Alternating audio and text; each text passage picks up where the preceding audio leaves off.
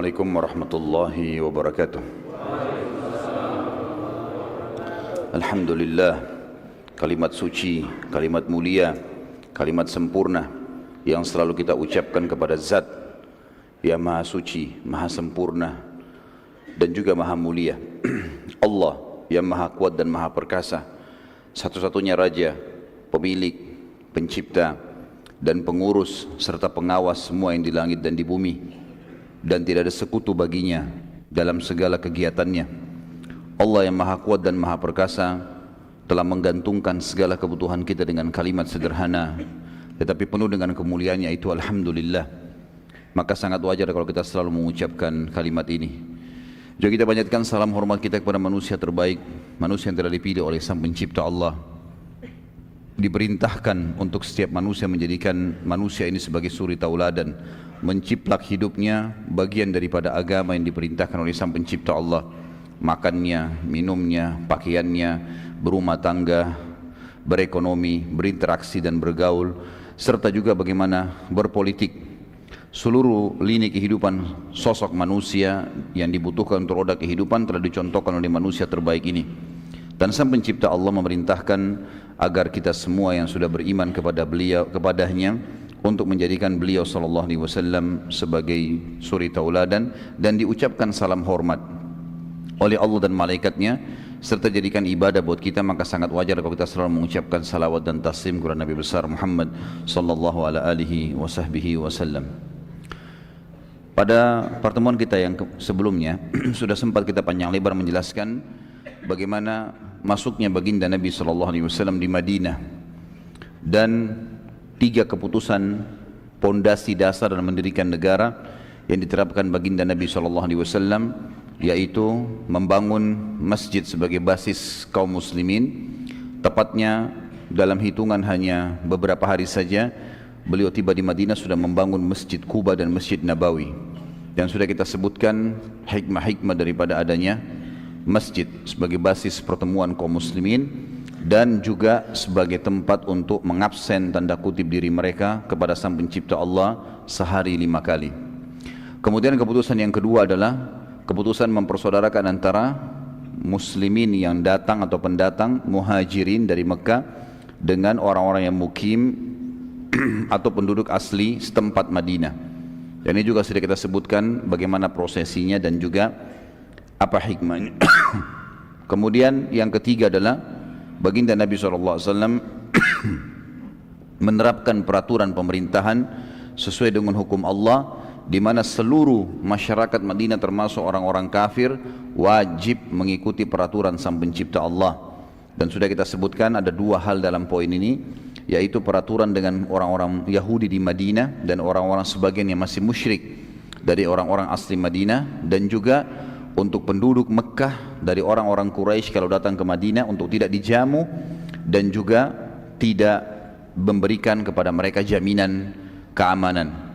Maka pada saat itu sudah saya katakan ada iklan perang dari Nabi SAW kepada Quraisy yang sudah menyiksa kaum muslimin dan menghentikan dakwah selama 13 tahun di Mekah.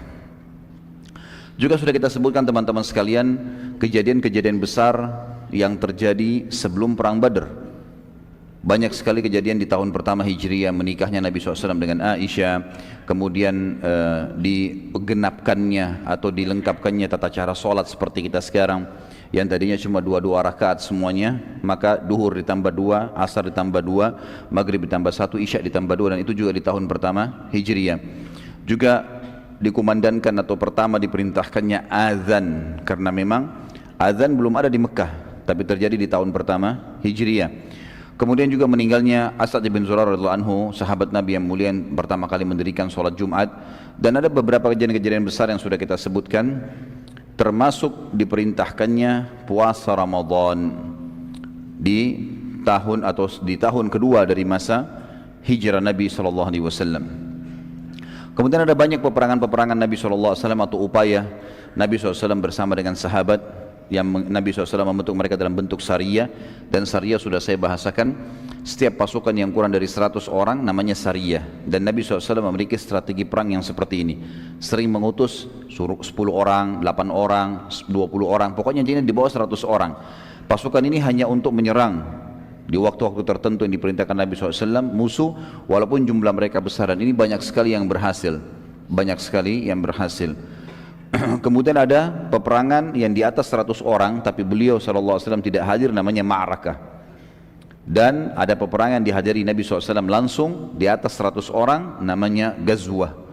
Dan sudah kita sebutkan semua panjang lebar contoh-contoh daripada peperangan-peperangan tersebut dan terjadi sebelum perang Badar. Malam ini teman-teman sekalian, semoga Allah berkahi, kita akan masuk ke perang yang sangat besar di dalam sejarah Islam dan sejarah dunia. Dikenal dengan perang kemenangan pertama dalam Islam. Walaupun sebelumnya ada peperangan-peperangan, tetapi Nabi SAW sempat menulis perdamaian dengan suku Dumrah, yang sudah kita jelaskan juga tadi atau pada pertemuan kita, namanya dipimpin oleh Majdi. Dan juga suku Mudlij yang juga sempat menghadang pasukan Nabi SAW dan meminta perdamaian agar jangan mengganggu kafilah Quraisy. Kita sekarang teman-teman masuk di tahun 2 Hijriah di bulan Ramadan secara khusus. Begitu akhir Sya'ban di tahun 2 Hijriah, turunlah perintah untuk berpuasa Ramadan. Maka mulai 1 Ramadan mulailah muslimin berpuasa wajib pada saat itu. Sebelumnya belum pernah ada perintah Ramadan. Jadi kurang lebih 14 tahun dari masa dakwah Nabi SAW belum ada perintah puasa Ramadan. Nanti di tahun 2 Hijriah. Maka para sahabat pada saat berangkat untuk perang di Badr, mereka dalam kondisi berpuasa. Telah sampai informasi kepada baginda Nabi SAW kalau ada kafilah Quraisy. Dan sudah kita jelaskan kafilah itu kalau jumlah unta 3 ekor ke atas baru dikatakan kafilah. Dan kafilah Quraisy sudah kita jelaskan juga pada pertemuan kita yang sebelumnya, itu rata-rata di atas 1000 ekor unta, 1000, 1500 sampai 2500 sampai 3000, 4000 ekor unta. Kafilah dagang yang sangat besar. Nabi SAW sudah membentuk dari sebelum perang Badar ini banyak sekali sariyah-sariyah untuk menyerang kafilah Quraisy secara khusus. Karena ternyata orang-orang Quraisy mereka bejat sekali, terutama pimpinan-pimpinannya. Waktu kaum muslimin ditindas dan akhirnya mereka hijrah, maka para pimpinan kepala-kepala suku memperebutkan harta yang ditinggalkan oleh orang-orang kaya, termasuk hartanya Abu Bakar, hartanya Umar, hartanya Uthman, hartanya Abdurrahman ibn Auf, sahabat-sahabat Nabi yang kaya raya. Diambil semua harta-harta mereka, bahkan istri dan anaknya juga ada yang diambil. Maka Nabi SAW membentuk syariah tujuannya untuk membalas itu. Sering terjadi penyerangan-penyerangan tapi belum berhasil. Tepatnya satu hari di bulan Ramadan, tepatnya di hari kedua Ramadan. Walaupun khilaf antara ulama tentang hari ini, tapi ada pendapat yang mengatakan di hari 2 Ramadan. Jadi baru puasa sehari, terdapatlah informasi yang sampai kepada Nabi SAW, ternyata ada kafilah Quraisy yang sangat besar dari negeri Syam di utara Jazirah menuju ke Mekah dan melewati pinggir Madinah. Serta uniknya kafilah ini, dulu-dulunya sebelumnya kafilah selalu dikawal dengan 300 prajurit, 500 prajurit. Ini hanya dikawal dengan 40 orang. Padahal jumlah kafilah yang ada, unta-unta mereka dan harta yang mereka bawa itu lebih dari 2.500 ekor unta. Karena mereka anggap sebelumnya selalu berhasil, enggak pernah muslimin berhasil menyerang mereka, selalu lolos saja, gitu kan. Maka mereka merasa tentram. Dan uniknya juga kafilah ini, kebetulan sekali dengan hikmah Allah, semua harta muslimin yang dirampas oleh tokoh-tokoh Quraisy itu dikumpulkan menjadi satu, dipegang oleh Abu Jahal, oleh Abu Sufyan, Umayyah bin Khalaf, ya, Abu Lahab, banyak tokoh-tokoh Quraisy yang memang mengambil ini, harta ini. Lalu mereka menyatukannya di dalam satu kafilah ini. Jadi kafilah ini memang secara khusus adalah kafilah hartanya muslimin yang mereka rampas di Mekah. Nabi SAW dengar, dan kafilah dipimpin oleh Abu Sufyan. Waktu itu belum masuk Islam tentunya, karena masuk Islam nanti di pembebasan kota Mekah. Allah yang Maha Suci telah menentukan takdirnya pada saat itu, menyuruh Nabinya Muhammad SAW untuk keluar serang kafilah itu. Tetapi jangan iklankan ini sebagai sebuah peperangan untuk merebut kafilah dan mengembalikan hak muslimin. Maka diiklankannya pertama kali sariyah atau Ghazwah, peperangan dipimpin Nabi SAW untuk menyerang kafilah Quraisy yang digabung antara orang-orang asli Mekah Muhajir dan juga orang-orang asli Madinah Ansar. Kalau masih ingat tadi saya sempat jelaskan di pertemuan kita yang sebelumnya, Sariyah-sariyah yang diutus oleh Nabi SAW selalu dari orang-orang Mekah, supaya tidak ada masalah. Jangan nanti orang menilai, oh ini Muhammad sengaja menyerang untuk merampas. Padahal sebenarnya tujuannya Nabi SAW mengembalikan harta orang-orang Mekah. Tapi khusus pada saat ini diiklankan siapa yang mau ikut menyerang kafilah Quraisy termasuk orang-orang asli Madinah boleh. Maka terkumpullah bersama Nabi SAW waktu itu 313 orang. Banyak yang tidak ikut memang, jumlah masyarakat Madinah banyak, ribuan orang. Tapi karena ini pilihan, bukan sebuah kewajiban, maka akhirnya yang ikut tidak banyak. Allah Subhanahu wa taala di sini dikatakan oleh para ulama sirah, tanda kutip ya, mengatur sebuah strategi atau rekayasa tanda kutip, tapi positif ya. Sebuah strategi agar terjadi peperangan ini. Dan itu Allah sebutkan dalam surah Al-Anfal, surah nomor 8 ayat 5. A'udzu billahi minasyaitonir rajim, kama akhrajaka rabbuka min baitika bil haqq. Kama akhrajaka rabbuka min baitika bil haqqi wa inna fariqam minal mu'minina lakarihun. Sebagaimana Tuhanmu telah menyuruhmu keluar pergi dari rumahmu hai Muhammad dengan kebenaran, padahal sungguhnya sebagian dari orang-orang beriman tidak menyukainya. Jadi di sini dimaksud dengan Allah mengeluarkanmu dari rumahmu hai Muhammad, di sini ada tanda kutip strategi atau tanda kutip rekayasa yang Allah SWT sudah atur, tidak negatif, ini positif tentunya. Kalau bahasa saya ini keliru, tentu saya tidak bermaksud negatif, tapi di sini adalah yang dimaksud Allah sengaja mengatur ini terjadi pertemuan ini. Nanti kita bacakan ayatnya. Sehingga akhirnya keluarlah dari Madinah Nabi SAW bersama dengan para sahabat. Waktu itu Nabi SAW pun belum mendapatkan informasi kalau akan terjadi peperangan. Ulama juga mengatakan firman Allah yang mengatakan kama akhrajaka rabbuka min baitika bil haqq, sebagaimana Tuhanmu telah menyuruhmu keluar dengan kebenaran hai Muhammad, adalah jelas di sini ada sebuah strategi atau rekayasa sang pencipta Allah untuk menjadikan pertempuran terjadi. Nabi SAW diperintahkan untuk memberi pilihan kepada siapa saja mau ikut dan bukan sebuah kewajiban. Salah satu sahabat yang ingin sekali ikut dan akhirnya tidak punya uzur, tidak bisa ikut, akhirnya juga Nabi SAW memberikan kepadanya ghanimah, harta rampasan perang, dan juga mendapatkan pahala Badr, yaitu anak mantu beliau Utsman bin Affan radhiyallahu anhu. Pada saat dia sudah siap-siap ingin ikut berperang bersama Nabi SAW, maksudnya ingin menyerang kafilah, belum dikatakan peperangan pada saat itu, karena peperangan nanti terjadi dengan satu hal yang Allah sudah atur. Jadi bukan berhadapan sama kafilah, tapi berhadapan dengan pasukan Quraisy yang keluar dari Mekah. Utsman bin Affan mengalami satu keadaan pada saat dia sudah siap-siap, tiba-tiba Ruqayyah radhiyallahu anha, anak Nabi SAW yang merupakan istri dia, sakit keras, dan Ruqayyah meninggal karena sakit itu. Maka Nabi SAW menugaskan Utsman bin Affan secara khusus untuk menjaga Ruqayyah. Jadi di sini bukan cuma karena menjaga istrinya, tapi menjaga anak Nabi SAW. Maka Utsman pun akhirnya tidak ikut. Tapi nanti kita akan lihat bagaimana Nabi SAW melibatkan Utsman bin Affan dalam pahala-pahala dan juga ghanimah. Sebelum jauh bicara masalah perang Badar, teman-teman sekalian, peperangan yang luar biasa pada saat itu, dan kita akan lihat bagaimana luar biasanya di sini campur tangan Allah yang sangat besar kepada jumlah muslimin yang sedikit yang akan melawan pasukan Quraisy. Jumlah mereka hanya 314 melawan 1000 orang pasukan Quraisy yang sangat kuat dan keluar dengan siap berperang.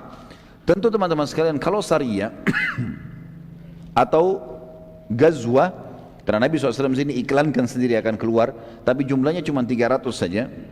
Persiapan mereka sederhana sekali.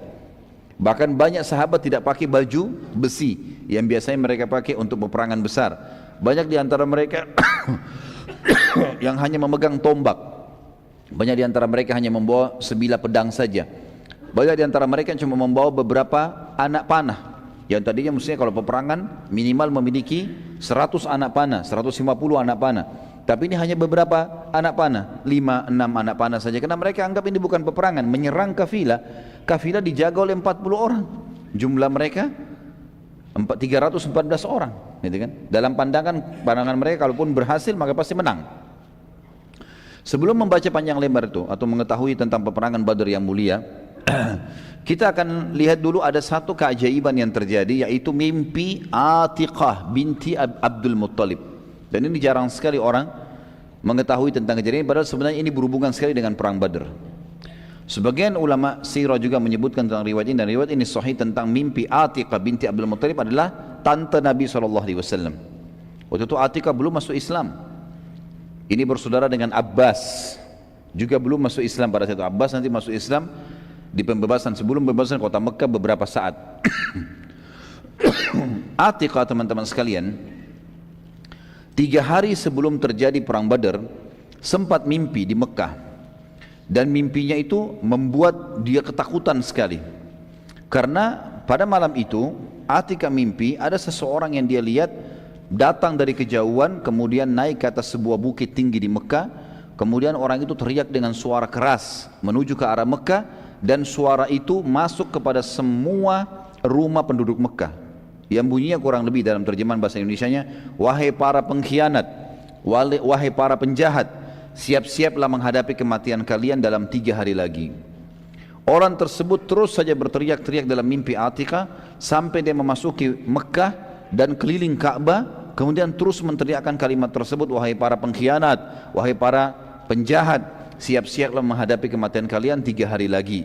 Lalu orang tersebut kembali mendaki bukit Abi Kubais dan teriak lagi dengan suara keras. Terus begitu dia kelilingi semua tempat Mekah diteriakin, wahai para pengkhianat, wahai para penjahat, siap-siaplah menghadapi kematian kalian 3 hari lagi. Lalu orang itu mengambil batu, sebuah batu. Lalu batu itu dilihat oleh Atiqah dalam mimpi, diangkat lalu dilemparkan ke arah Mekah.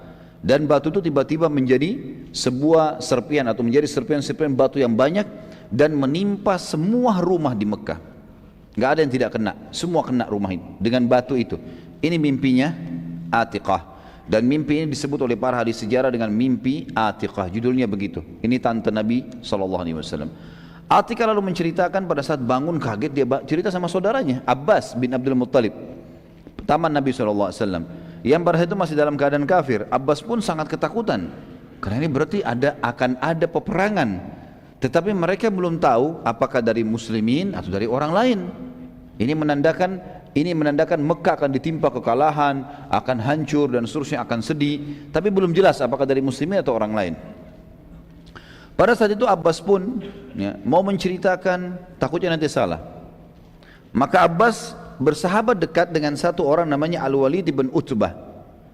Ini salah satu tokoh juga Quraisy, dan Abbas memberitahukan padanya kalau Atiqah tadi malam mimpi seperti ini, dan memberi pesan agar jangan diceritakan pada siapapun. Ini mimpi, takutnya nanti dikira saya ini membuat-buat atau adik saya buat-buat. Al-Walid lalu memberitahukan ayahnya yang bernama Utbah dan memesankan agar tidak memberitahukan siapapun. Sampai akhirnya semua penduduk Mekah tahu. Dan ini sebuah pelajaran teman-teman sekalian. Dalam pepatah bahasa Arab dikatakan, kalau engkau titip emas pada orang, pastikan tidak bertambah, bisa berkurang. Tapi kalau engkau titip kata-kata pada orang, pastikan bertambah. Itu sifat manusia. Jadi kalau antum berdiri di pinggir jembatan, lihat saja, nggak ada apa-apa, cuma kayak orang apa sih, kagum lihat sesuatu. Nanti orang lain datang, antum sudah pergi. Dia lihat-lihat, ada orang ketiga datang, ditanya, ada apa? Kayaknya ada buaya. Yang orang pertama nggak bicara apa-apa. Pergi orang kedua, orang ketiga nih, lihat cari buayanya mana. Datang orang keempat, ada apa? Ada buaya putih. Pernah dengar nggak cerita buaya putih di Indonesia? Saya kaget juga lihat dengar ada buaya putih nih. Nanti orang kelima datang, ada apa? Oh, buaya putih, tapi di sebelahnya ada perempuan. Apalah segala macam, jadi panjang. Abbas sebenarnya radhiyallahu anhu itu belum masuk Islam ya, tidak tahu kalau berita mimpi adiknya Atiqah telah tersebar. Dan pada saat itu orang-orang Quraisy memang tahu kafilah terbesarnya mereka akan melewati Madinah, dan selama ini sudah usaha kaum muslimin menyerang tapi tidak berhasil. Lalu kemudian saat dia tawaf di Ka'bah keesokan paginya, tiba-tiba melewati majelis Quraisy yang satu sama lain saling berbisikan, di antaranya Abu Jahal, ya, orang yang merupakan musuh besarnya Islam. Abu Jahal waktu itu sedang membicarakan mimpi Atiqah. Lalu Abu Jahal berkata kepada Abbas lagi tawaf, wahai Aba Fadl, nama anaknya Fadl, anak pertamanya, wahai ayahnya Fadl, bila engkau selesai tawaf, mampirlah ke majelis kami. Saat Abbas selesai tawaf, ia pun mampir di majelis Abu Jahal. Abu Jahal lalu bertanya, aku melihat cukup nabi yang berasal dari kalian, wahai suku Abdul Muttalib. Artinya sudah ada satu orang ngaku nabi, masa ada sekarang lagi yang mau mengaku nabi? Abu Jahal menyinggung, kenapa? Karena Atika mimpi kan, masa ada lagi Atika juga ngaku nabi? Kan sudah ada Muhammad nih. Tapi dia singgung dengan bahasa dia, aku melihat cukup satu orang saja ngaku nabi dari kalian, hai suku Abdul Muttalib. Abbas bertanya, apa maksudmu? Abu Jahal bilang, dulu seorang laki-laki yang bernama Muhammad, tentu kita mengatakan sallallahu alaihi wasallam, yang mengaku dapat wahyu. Sekarang ada juga perempuan mengaku dapat wahyu. Kata Abbas, apa maksudmu? Kata Abu Jahal, bagaimana dengan mimpinya Atiqah? Ini baru tadi malam diceritain, hari ini sudah sebar semua. Gara-gara titip kata-kata. Jangan ceritain orang ya. Jadi jangan antum pakai cara ini, percuma. Jangan ceritain orang, pasti sampai kemana-mana gitu. Abbas waktu itu coba memungkiri, dia mengatakan mimpi yang mana? Dia coba memungkiri, karena memang khawatir bila mimpi itu betul-betul terjadi, maka kalau mimpi itu tidak terjadi ya, maka akan tersebar di Quraisy kalau adiknya pembohong, dan makin besar tuduhan Quraisy kalau Muhammad pembohong, ini lagi tantunya pembohong. Maka Abbas bingung pada saat itu. Abu Jahal lalu berkata, bila 3 hari berlalu dan tidak terjadi apa-apa, maka aku akan menyebarkan tulisan bahwa suku Abdul Muttalib adalah paling pembohong dari suku-suku Arab yang ada. Abbas tetap memungkiri, dan masalah pada saat itu selesai dengan pernyataan Abu Jahal tadi. Sudah, Abbas tinggalkan saja. Saat Abbas balik, maka para wanita Abdul Muttalib mengurumuninya dan berkata, maksudnya dari suku Muttalib, bagaimana bisa engkau membiarkan Abu Jahal berkata semaunya tentang suku kita? Abbas akhirnya datanglah ke sana, dikatakan oleh mereka, perangi dia, bunuh Abu Jahal itu. Mereka panggil Abu Hakam waktu itu. Abbas akhirnya bertekad untuk menghadapi Abu Jahal bila 3 hari ia mau mempermalukan suku Muttalib. Artinya Abbas mengatakan, baiklah, kita lihat, kalau 3 hari dia mau mempermalukan suku kita, maka kita akan perangi, saya akan lawan dia. Dari sisi lain, kita sekarang tinggalkan Mekah dulu. Abu Sufyan pada saat itu lagi mimpin kafilah. Waktu dia sudah mau lewatin Madinah, dia selalu mengirim mata-mata, pastikan apakah muslimin mau menyerang atau tidak, gitu kan. Nabi SAW juga pada saat itu sudah tahu ini, keluar kafilah, sudah sekian hari lagi akan melewati tempat ini. Maka beliau pun mengutus mata-mata, dan mata-mata Nabi SAW ada 2 orang. Satu orang, yang pertama sahabat Nabi namanya Busbus bin Amr, dan juga yang kedua Adi bin Abi Darda. Busbus bin Amr dan Adi bin Abi Darda radhiyallahu anhuma ini diutus oleh Nabi SAW menjadi mata-mata. Kedua sahabat ini mulai keluar dan mencari berita. Saat yang bersamaan Abu Sufyan juga sendiri keluar mencari informasi di lokasi yang sama. Jadi kafilah Quraisy lagi istirahat di dekat wilayah Badr itu, lagi istirahat. Maka Nabi SAW kutus mata-mata 2 orang ini. Jadi mata-mata ini juga istirahat di tempat yang sama, tanpa mereka tahu kalau ini ada kafilah Quraisy. Dua orang mata Nabi SAW, dan Abu Sufyan juga tidak tahu kalau mata-mata Nabi sudah sampai di situ. Dengan hikmah Allah terjadi begitu. Pada saat Busbus bin Amr dan Adi bin Abi Darda radhiyallahu anhuma tiba di sekitar sumur di sekitar Badr, mereka melihat ada 2 perempuan sedang ngobrol. Yang satu berkata kepada temannya, belilah milikku ini, ada produknya. Yang lain menjawab, nanti bila kafilah lewat, aku akan beli langsung dari mereka. Kalimat ini berarti menandakan penduduk setempat tahu kafilah sudah lewat. Dan biasanya kafilah Quraisy kalau mampir di sebuah suku, di dekat suku, mereka buka, siapa yang mau beli silakan. Jadi pasar sementara terjadi, mereka transaksi sampai tiba di Mekah, seperti itulah. Sambil meminta pertolongan dari suku-suku yang ada di sekitar situ. Kedua sahabat tersebut lalu mengetahui bahwa kafilah sudah sangat dekat, lalu mereka berdua balik dan menginformasikan kepada Nabi SAW. Setelah beberapa saat Busbus bin Amr dan Adi bin Abi Darda radhiyallahu anhu meninggalkan tempat tersebut, Abu Sufyan tiba di tempat yang sama, bertemu dengan 2 perempuan tadi. Lalu kemudian Abu Sufyan bertanya, apakah kalian lihat ada orang yang lewat di sini? Ada perempuan ini. Keduanya menjawab, tadi ada 2 orang yang lewat tapi tidak berbicara dengan kami. hanya singgah sebentar lalu pergi dan kami tidak tahu kemana.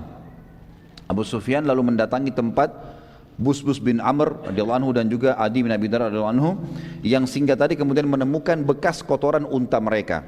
Dan Abu Sufyan menemukan di kotoran unta mereka, dikorek-korek, ternyata ada biji kurma. Di sini perlu diketahui teman-teman sekalian, ini dalam sekali pelajaran sirahnya ini kalau kita masuk ke dalam hal-hal yang seperti ini, karena banyak sekali strategi juga yang ternyata pada saat itu sudah terjadi dan luar biasa gitu.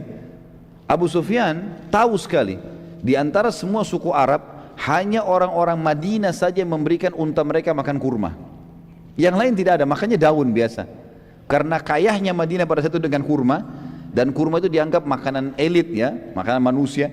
Tapi karena banyaknya mereka berikan kurma kepada unta-unta mereka.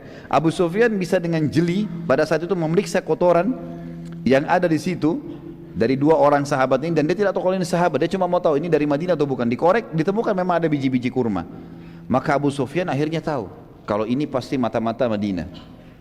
Segera Abu Sufyan malam itu mengutus seseorang kemudian menulis surat ke Mekah.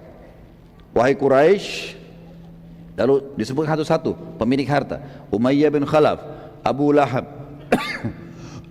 Abul Hakam atau Abu Jahal, disebutkan satu persatu semuanya, harta kita akan diserang oleh Muhammad, segera kirim pasukan. Malam itu juga gitu kan.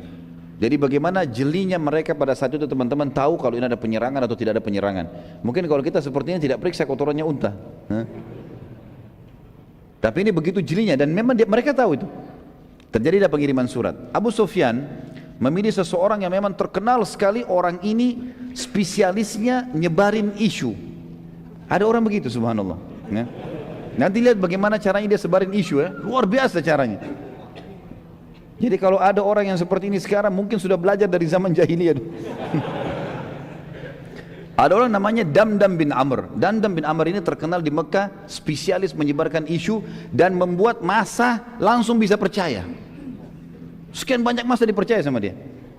Abu Sufyan bilang, bawa surat ini, pokoknya hebohkan Mekah, supaya langsung bentuk pasukan, langsung kirim ke sini, cepat. Ini kafilah terbesar.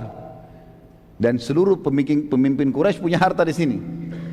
Maka Damdam menuju ke Mekah teman-teman sekalian. Pada saat mau tiba di Mekah, apa yang dia buat? Dia robek-robek bajunya, kemudian dia bunuh untanya.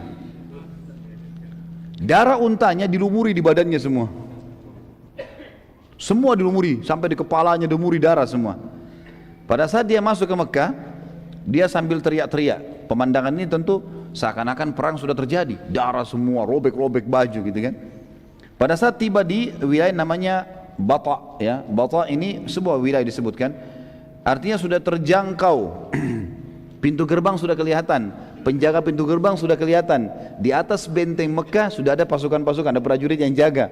Itu dia mulai teriak, ini namanya daerah Bata. Bata itu daerah yang di depan pintu gerbangnya Mekah.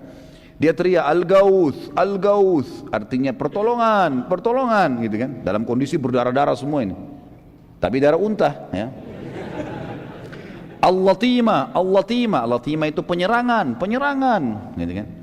Lalu sambil dia jalan, dia buat dirinya jatuh berdiri, padahal nggak apa-apa ini. Berdiri lagi, jatuh lagi. Orang lihat semua. Masuk pintu gerbang Mekah, teriak lagi Al-Gauth, Al-Gauth, Al-Latima, Al-Latima, pertolongan, pertolongan, penyerangan, penyerangan. Orang tanya, ada apa? Ada apa wahai Damdam? Dia tidak mau jawab. Dia nggak mau jawab. Tetap aja dia jalan. Terus dia jalan. Orang sambil dengar, dia terus teriak Al-Gauth, Al-Gauth. Orang Mekah akhirnya kumpul, makin banyak, makin banyak, makin banyak, sampai sudah kumpul semua. Dan dia berada pas di depannya majelisnya tokoh-tokoh Quraisy yang dikenal dengan Darun Nadwa. Teriak-teriak lagi Al-Gauth, Al-Gauth, Al-Latima, Al-Latima, teriak-teriak begitu terus ya. Maka pada saat semua sudah kumpul maka orang-orang tokoh Quraisy yang bertanya, wahai Damdam, ada apa? Dan mereka tahu Damdam ini ikut dengan Abu Sufyan. Mereka tahu ini adalah ikut sama kafilah Abu Sufyan. Dan kebetulan Damdam pada saat itu salah satu dari 40 orang prajurit yang sedang mengawal kafilah. Kalau tidak salah memang dia juga pimpinan dari 40 pengawal itu, gitu kan. Maka dia pun akhirnya teriak-teriak, lalu dia mengatakan, penduduk Madinah dan Muhammad sudah menyerang Bukan dia bilang baru persiapan ya, sudah menyerang kafilah. Gitu kan? Kalau kalian tidak berusaha menolongnya secepat mungkin, maka dipastikan harta kalian habis semua. 2.000 maaf, 2.500 atau 3.000 ekor unta semuanya pasti akan habis. Maka pada saat itu teman-teman sekalian bisa dibayangkan bagaimana mahirnya Damdam ya, memutar rekayasa data sampai seakan-akan terjadi sesuatu dan penduduk Mekah segera mengumpulkan pasukan. Kalau tidak menggunakan cara ini, mungkin pasukan tidak terkumpul dalam satu malam. Tapi dengan cara ini, satu malam terkumpul semua. Dan terkumpul 1.000 personil pada saat itu. 700 pertama, 700 personil siap perang. Terutama musuh Islam Abu Jahal. Abu Jahal teriak-teriak nih. Kemudian dia teriak-teriak untuk memanggil seluruh kepala suku memerang, kirim pasukan kalian. Sedikit kita selipkan kisah teman-teman, kisah tentang Abu Lahab dan Umayyah bin Khalaf di sini. Abu Lahab adalah paman Nabi SAW, paman kandung, ya, saudaranya Abbas, saudaranya Abdullah, ya kan, paman kandung Nabi SAW. Tapi dia membenci Islam dan sudah pernah kita jelaskan ada dua paman Nabi SAW yang mencapai masa kenabian, masih hidup dan mereka beriman. Itu adalah Hamzah dan Abbas radhiyallahu anhum majma'in. Ada dua paman Nabi yang sampai masa kenabian tapi tidak beriman. Itu adalah Abu Lahab dan Abdul Muttalib. Abu Lahab ini teman-teman sekalian, pada saat dia tahu hartanya banyak di situ, tapi karena dia merasa dia nggak perlu ikut, dia mau jaga Mekah, khawatir terjadi nanti peperangan benar, kemudian pasukan kalah, maka ini kesempatan dia menjadi pemimpin di Mekah. Dia kebetulan pernah mengutangkan uang kepada seseorang, dan dia berkata kepada orang itu, kalau kau mau utangmu lunas, maka keluarlah mewakiliku. Bilang aku mewakili Abu Lahab untuk keluar berperang. Maka orang itu pun setuju. Akhirnya orang tersebut pergi mewakili ya, Abu Lahab. Kemudian kisah yang unik adalah Umayyah bin Khalaf. Siapa Umayyah bin Khalaf ini teman-teman sekalian? Umayyah bin Khalaf ini sahabat dekatnya Abu Jahal, sahabat dekatnya Abu Lahab, tokoh Quraisy. Ada kisah dulu dalam riwayat Bukhari disebutkan. Umayyah bin Khalaf ini bersahabat dekat dengan satu orang dari Ansar, dari asli Madinah, namanya Sa'ad bin Mu'adz radhiyallahu anhu. Ini Sa'ad bin Mu'adz pimpinan suku Khazraj, ya, terkenal sekali. Yang pada saat dia meninggal, singgasananya Allah, arsy-nya Allah goncang. Sa'ad bin Mu'adz ini bersahabat sama Umayyah bin Khalaf, sahabat dekat. Pada saat itu teman-teman sekalian, Sa'ad bin Mu'adz radhiyallahu anhu pernah, ini sebelum kejadian ini ya, jauh sebelumnya, waktu muslimin sudah pada hijrah ke Madinah, di tahun pertama Hijriah, beliau pernah lewat di Mekah dan ingin tawaf. Tapi Mekah sudah tidak bisa orang Islam masuk, kalau masuk bisa dibunuh. Cuma dia kepala suku, dia suratin dari luar Mekah, Umayyah bin Khalaf, sahabat dekatnya. Umayyah bin Khalaf ini kalau datang ke Madinah bertamu di rumahnya Sa'ad. Kalau Sa'ad ke Mekah jadi tamu di sahabat dekat. Dua-duanya pemimpin suku, ini di Mekah, ini di Madinah, dan dua-duanya orang kaya raya. Maka Umayyah mengatakan, masuk saja, saya akan lindungi kamu. Masuklah Sa'ad bin Mu'adz menjadi tamu di rumahnya Umayyah bin Khalaf. Begitu jadi tamu teman-teman sekalian, kata Sa'ad, wahai Umayyah, beritahukan kepada saya kalau Ka'bah kosong. Kapan kosong, tidak ada orang tawaf, orang Mekah, saya mau tawaf. Malam hari nggak apa-apa. Karena pada zaman itu teman-teman sekalian, orang-orang Quraisy banyak yang tawaf sambil telanjang. Dan mereka bersiul serta bertepuk tangan. Dalam Al-Quran dikatakan mukaan wa tasdiyah. Jadi mereka mengubah zikir-zikir dan doa dengan tepuk tangan dan bersiul. Terlebih lagi mereka tawaf dengan telanjang. Dan kita tahu nanti dalam sirah kita dijelaskan panjang lebar tentang mereka akan meninggalkan tawaf telanjang itu setelah pembebasan kota Mekah, gitu kan. Maka saat tidak mau tawaf pada saat itu, kata Umayyah, baiklah. Umayyah kumpul sama teman-temannya dan dia tidak cerita nih, dia cerita sama Abu Jahal sama Abu Lahab kalau ada tamu saya Sa'ad, karena mereka benci dengan penduduk Madinah, gitu kan. Pada malam hari Umayyah pulang ke rumahnya, dia mengatakan sudah tidak ada orang. Hai Sa'ad, ayolah kalau kau mau tawaf saya temani. Masuklah keduanya di Ka'bah mau tawaf. Begitu tawaf datang Abu Jahal. Abu Jahal tanya, wahai Umayyah, siapa yang bersama kau ini? Kata Umayyah, ini Sa'ad bin Mu'adz, pimpinan Khazraj, suku yang besar di Madinah, terkenal dengan kekuatan perangnya, memang terkenal juga. Kata Abu Jahal, Sa'ad ibn Mu'ad, pimpinan Madinah, demi Allah kau tidak akan keluar dari Mekah hidup. Gitu. Berani benar kau masuk di sini. Gitu kan. Kata Sa'ad, wahai Abu Jahal, kalau kau berani sentuh saya akan lawan kamu. Saya bukan orang biasa, kepala suku juga gitu kan. Saya akan lawan kamu. Dan kalaupun saya terbunuh, kau pikir sukuku akan tinggal diam? Mereka akan serang Mekah dan menghabisi Quraisy. Mereka mati atau Quraisy yang mati? Kata Abu Jahal, demi Allah kau tidak akan bisa. Kata Sa'ad, demi Allah bisa. Gitu kan. Ribut nih, dua orang berantem mulut. Umayyah bin Khalaf di tengah-tengah. Dia lihat ke sebelah kirinya Abu Jahal, sahabatnya, pimpinan Mekah. Dia lihat sebelah Sa'ad bin Mu'ad, sahabatnya. Tapi ini muslim, ini kafir kan, seagama dengan dia. Dalam riwayat Bukhari dikatakan jiwanya Umayyah cenderung kepada Abu Jahal. Maka dia bilang kepada Sa'ad, wahai Sa'ad, jangan kau angkat suaramu di depan Abu Hakam, karena dia pemimpin lembah ini, dia raja kami, gitu loh. Sa'ad kepala suku, ini sahabatnya, tadi berikan jaminan, kenapa bukan membela? Ya kan gitu. Maka kata Sa'ad, wahai Umayyah, mulai sekarang tidak ada hubungan lagi sama kita. Dan perlu kamu tahu, ini informasinya, perlu kamu tahu, kalau Nabi kami Muhammad SAW sudah menginformasikan kami akan membunuhmu nanti. Jadi ada hadis yang disebutkan Nabi jauh sebelum perang Badar, kalau kami akan membunuhmu nanti, tapi tidak dijelaskan di mana. Umayyah waktu itu kaget. Dia lagi pegang sebuah benda, jatuh bendanya. Dan Umayyah ini sekali lagi kafir dengan risalah Nabi SAW. Tapi dia tahu Nabi jujur.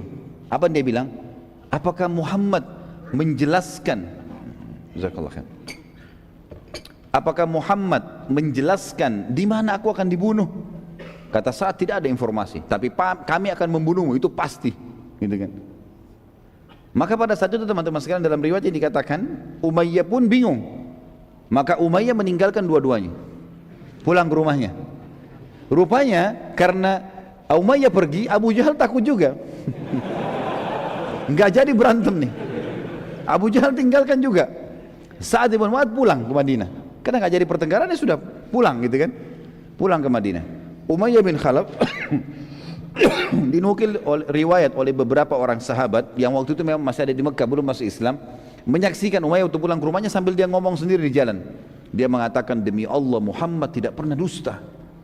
Pulang ke rumahnya, dia bilang sama istrinya, wahai istriku, apakah kau tahu apa yang diberitakan Sa'ad kepadaku malam ini? Kata istrinya, tidak. Apa itu? Istrinya juga kafir gitu kan. Dia bilang, Muhammad menginformasikan kepada pengikutnya, sahabatnya, kalau mereka akan membunuhku. Apa kata istri Umayyah? Orang kafir nih. Demi Allah Muhammad gak pernah dusta.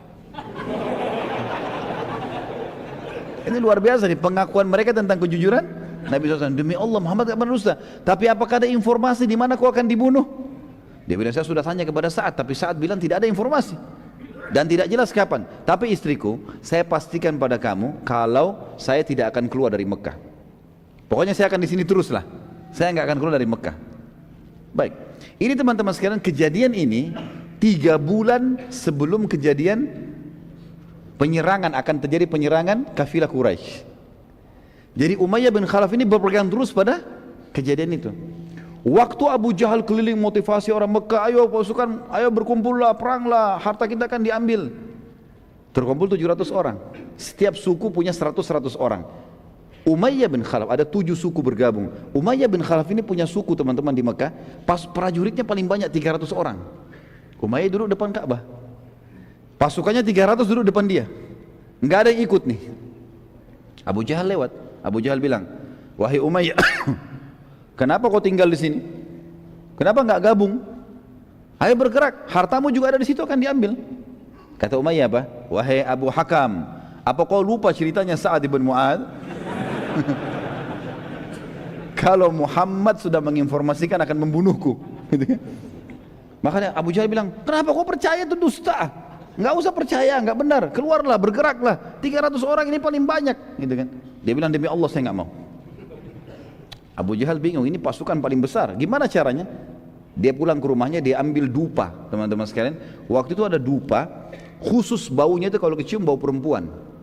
Jadi kalau laki-laki bau itu memalukan, aib. Diambillah bara api sama dia, dupa, ditaruh dupa tersebut, keluar wangi-wangian. Abu Jahal ambil punya istrinya, dibawa ke dekat Ka'bah. Lalu dia permalukan Umayyah di depan pasukannya. Dia bilang, tatayyab ya Umayyah. Nih, pakai minyak wangi nih, hai Umayyah. Umayyah tahu ini bau perempuan. Kata Umayyah, kenapa kau kasih saya minyak wangi perempuan? Dia bilang, karena kau perempuan, tidak mau berperang. Maka Umayyah marah, Umayyah tepis bara api itu, kemudian dia pun pulang ke rumahnya. Dia bilang sama istrinya, istriku siapkan baju perang. Kata istrinya, kenapa? Aku mau pergi. Bukankah diingatkan? Bukankah Sa'ad bin Mu'adz sudah cerita kalau Muhammad mempromosikan sahabatnya akan membunuhmu? Dia bilang, saya dipermalukan sama Abu Hakam. Saya akan keluar sebentar beberapa langkah, habis itu nanti saya kembali.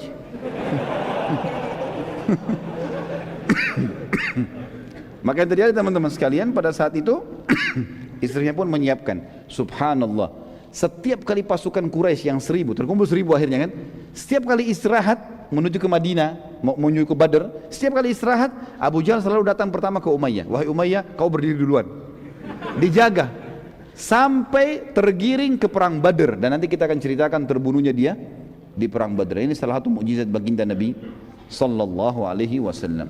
Jadi Sa'ad bin Mu'adz radhiyallahu anhu adalah pimpinan suku Aus dan bukan Khazraj. Tadi saya sempat sebutkan suku Khazraj, tapi dia adalah pimpinan suku Aus. Kemudian ada juga riwayat lain menyebutkan waktu Abu Jahal mengancam Sa'ad radhiyallahu anhu, mengancam bahwasanya berani benar kau masuk ke Mekah dan seterusnya, dan kau demi Allah tidak akan keluar dari Mekah dalam kondisi hidup. Maka Sa'ad mengatakan, kalau kau berani menyentuhku, aku akan menghilangkan sesuatu yang lebih kau cintai dari nyawamu sendiri. Maka Abu Jahal memang dikenal orang yang sangat cinta dengan hartanya. Bahkan dia bersedia untuk mengorbankan istrinya, anaknya demi keselamatan hartanya. Dia tidak faham, dia mengatakan kepada Sa'ad, apakah kalian punya Ka'bah juga di Madinah sehingga bisa menyaingi kami di sini? Kata Sa'ad, tidak, tapi seluruh hartamu akan dirampas oleh sukuku. Barulah pada saat itu Abu Jahal marah mengatakan, kau tidak akan bisa. Kata Sa'ad, saya akan bisa. Lalu mereka bertengkar mulut. Lalu lanjutan riwayat sama seperti apa yang kita sebutkan tadi. Sedikit teman-teman sekalian, kita sebutkan Quraisy di Mekah juga punya masalah dengan satu suku lain, namanya suku Kanana. Suku Kanana. Suatu hari ceritanya begini. Ada satu dari suku Kanana membunuh seorang dari suku Quraisy. Terjadi cekcok antara satu suku Kanana membunuh satu orang dari suku Quraisy. Lalu keluarga si Quraisy menuntut dia, tidak usah dibunuh tuh orang, tapi bayar kepada kami. Waktu itu diahnya 100 ekor unta. Kalau ada orang dibunuh, bayar 100 ekor unta. Keluarganya lebih pilih terima duit aja daripada dibunuh orang ini, dieksekusi. Maka keluarga atau orang yang membunuh tadi membayar dia 100 ekor unta. Setelah selesai itu teman-teman sekalian, biasanya sudah dianggap selesai masalah. Rupanya si pembunuh ini merasa aman dari suku Kanana, dia pun masuk ke Mekah lalu tawaf. Pada saat dia lagi tawaf, salah satu saudara orang yang terbunuh dari Quraisy melihat itu, lalu kemudian datang lalu membunuh si Kanana ini. Setelah itu jasadnya digantung di Ka'bah, orang yang dibunuh ini. Suku Kanana akhirnya menuntut dari Quraisy untuk menyerahkan si pembunuh tadi. Namun Quraisy menolak, maka terjadilah perseteruan di antara mereka. Tentu ini teman-teman, perseteruan ini terjadi sebelum terjadi tadi kafilah Quraisy dihadang oleh Nabi SAW, belum ingin menyerang Madinah. Tapi ini punya masalah ini menjadi masalah bagi Quraisy, karena rupanya sebelum mau membentuk pasukan untuk menyerang Madinah, untuk menyelamatkan kafilah mereka, mereka sudah punya masalah dengan Kanana, dan Kanana bisa setiap saat menyerang mereka. Suku Kanana pada saat tidak mau diserahkan kepada mereka pembunuh dari orang yang dari sukunya itu, maka siap-siap untuk menyerang Mekah. Hal ini menyebabkan Quraisy ragu menyerang Nabi SAW, karena jangan sampai Kanana menyerang tiba-tiba. Dan dalam sebuah riwayat sahih disebutkan, maka syaitan bisa saja iblis langsung yang menjelma menjadi manusia, dan dia menjelma menjadi Suraka bin Malik al-Jush'umi. Suraka bin Malik ini adalah kepala suku Jush'um, dan Jush'um adalah cabang terbesar suku Kanana. Jadi Kanana tinggal jauh dari Mekah, jaraknya jauh. Tetapi syaitan datang menjelma, dan ini sudah pernah kita sebutkan juga pada saat terjadi kasus hijrah, di mana iblis menjelma lalu bergabung dengan majlis syurahnya orang-orang Quraisy, yang akhirnya iblis mendukung pendapatnya Abu Jahal. Masih ingat ya? Baik. Walaupun 3 orang yang jawab tidak apa-apa lah. Berarti yang lain lupa ini.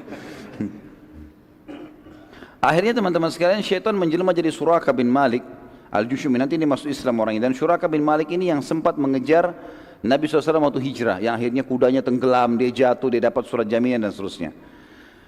Syaitan menjelma jadi dia, kemudian bergabung di majlis syurahnya Quraisy. Lalu dia berkata, tidak usah kalian ragu, aku yang memberi jaminan kalian dari suku Kanana. Kanana tidak akan menyerang kalian. Padahal ini suku Kanana sudah siap-siap memang mau menyerang gitu. Quraisy pun pada saat itu merasa tenang karena Suraka bin Malik salah satu pemimpin Kanana, dan memang keputusannya di dalam suku Kanana didengar. Dan ini semua teman-teman sekalian karena syaitan tidak ingin agama Allah tersebar, dan dia ingin semua yang berhubungan dengan penghancuran Islam pasti diusahakan. Sisi yang lain, ini menandakan iblis dan syaitan umumnya tidak tahu yang gaib. Mereka tidak tahu kalau nanti terjadi perang Badar, muslimin yang akan menang. Mereka maunya pasukan Quraisy keluar. Jadi syaitan hanya bisa berusaha, dan mereka tidak tahu hal yang gaib sama sekali.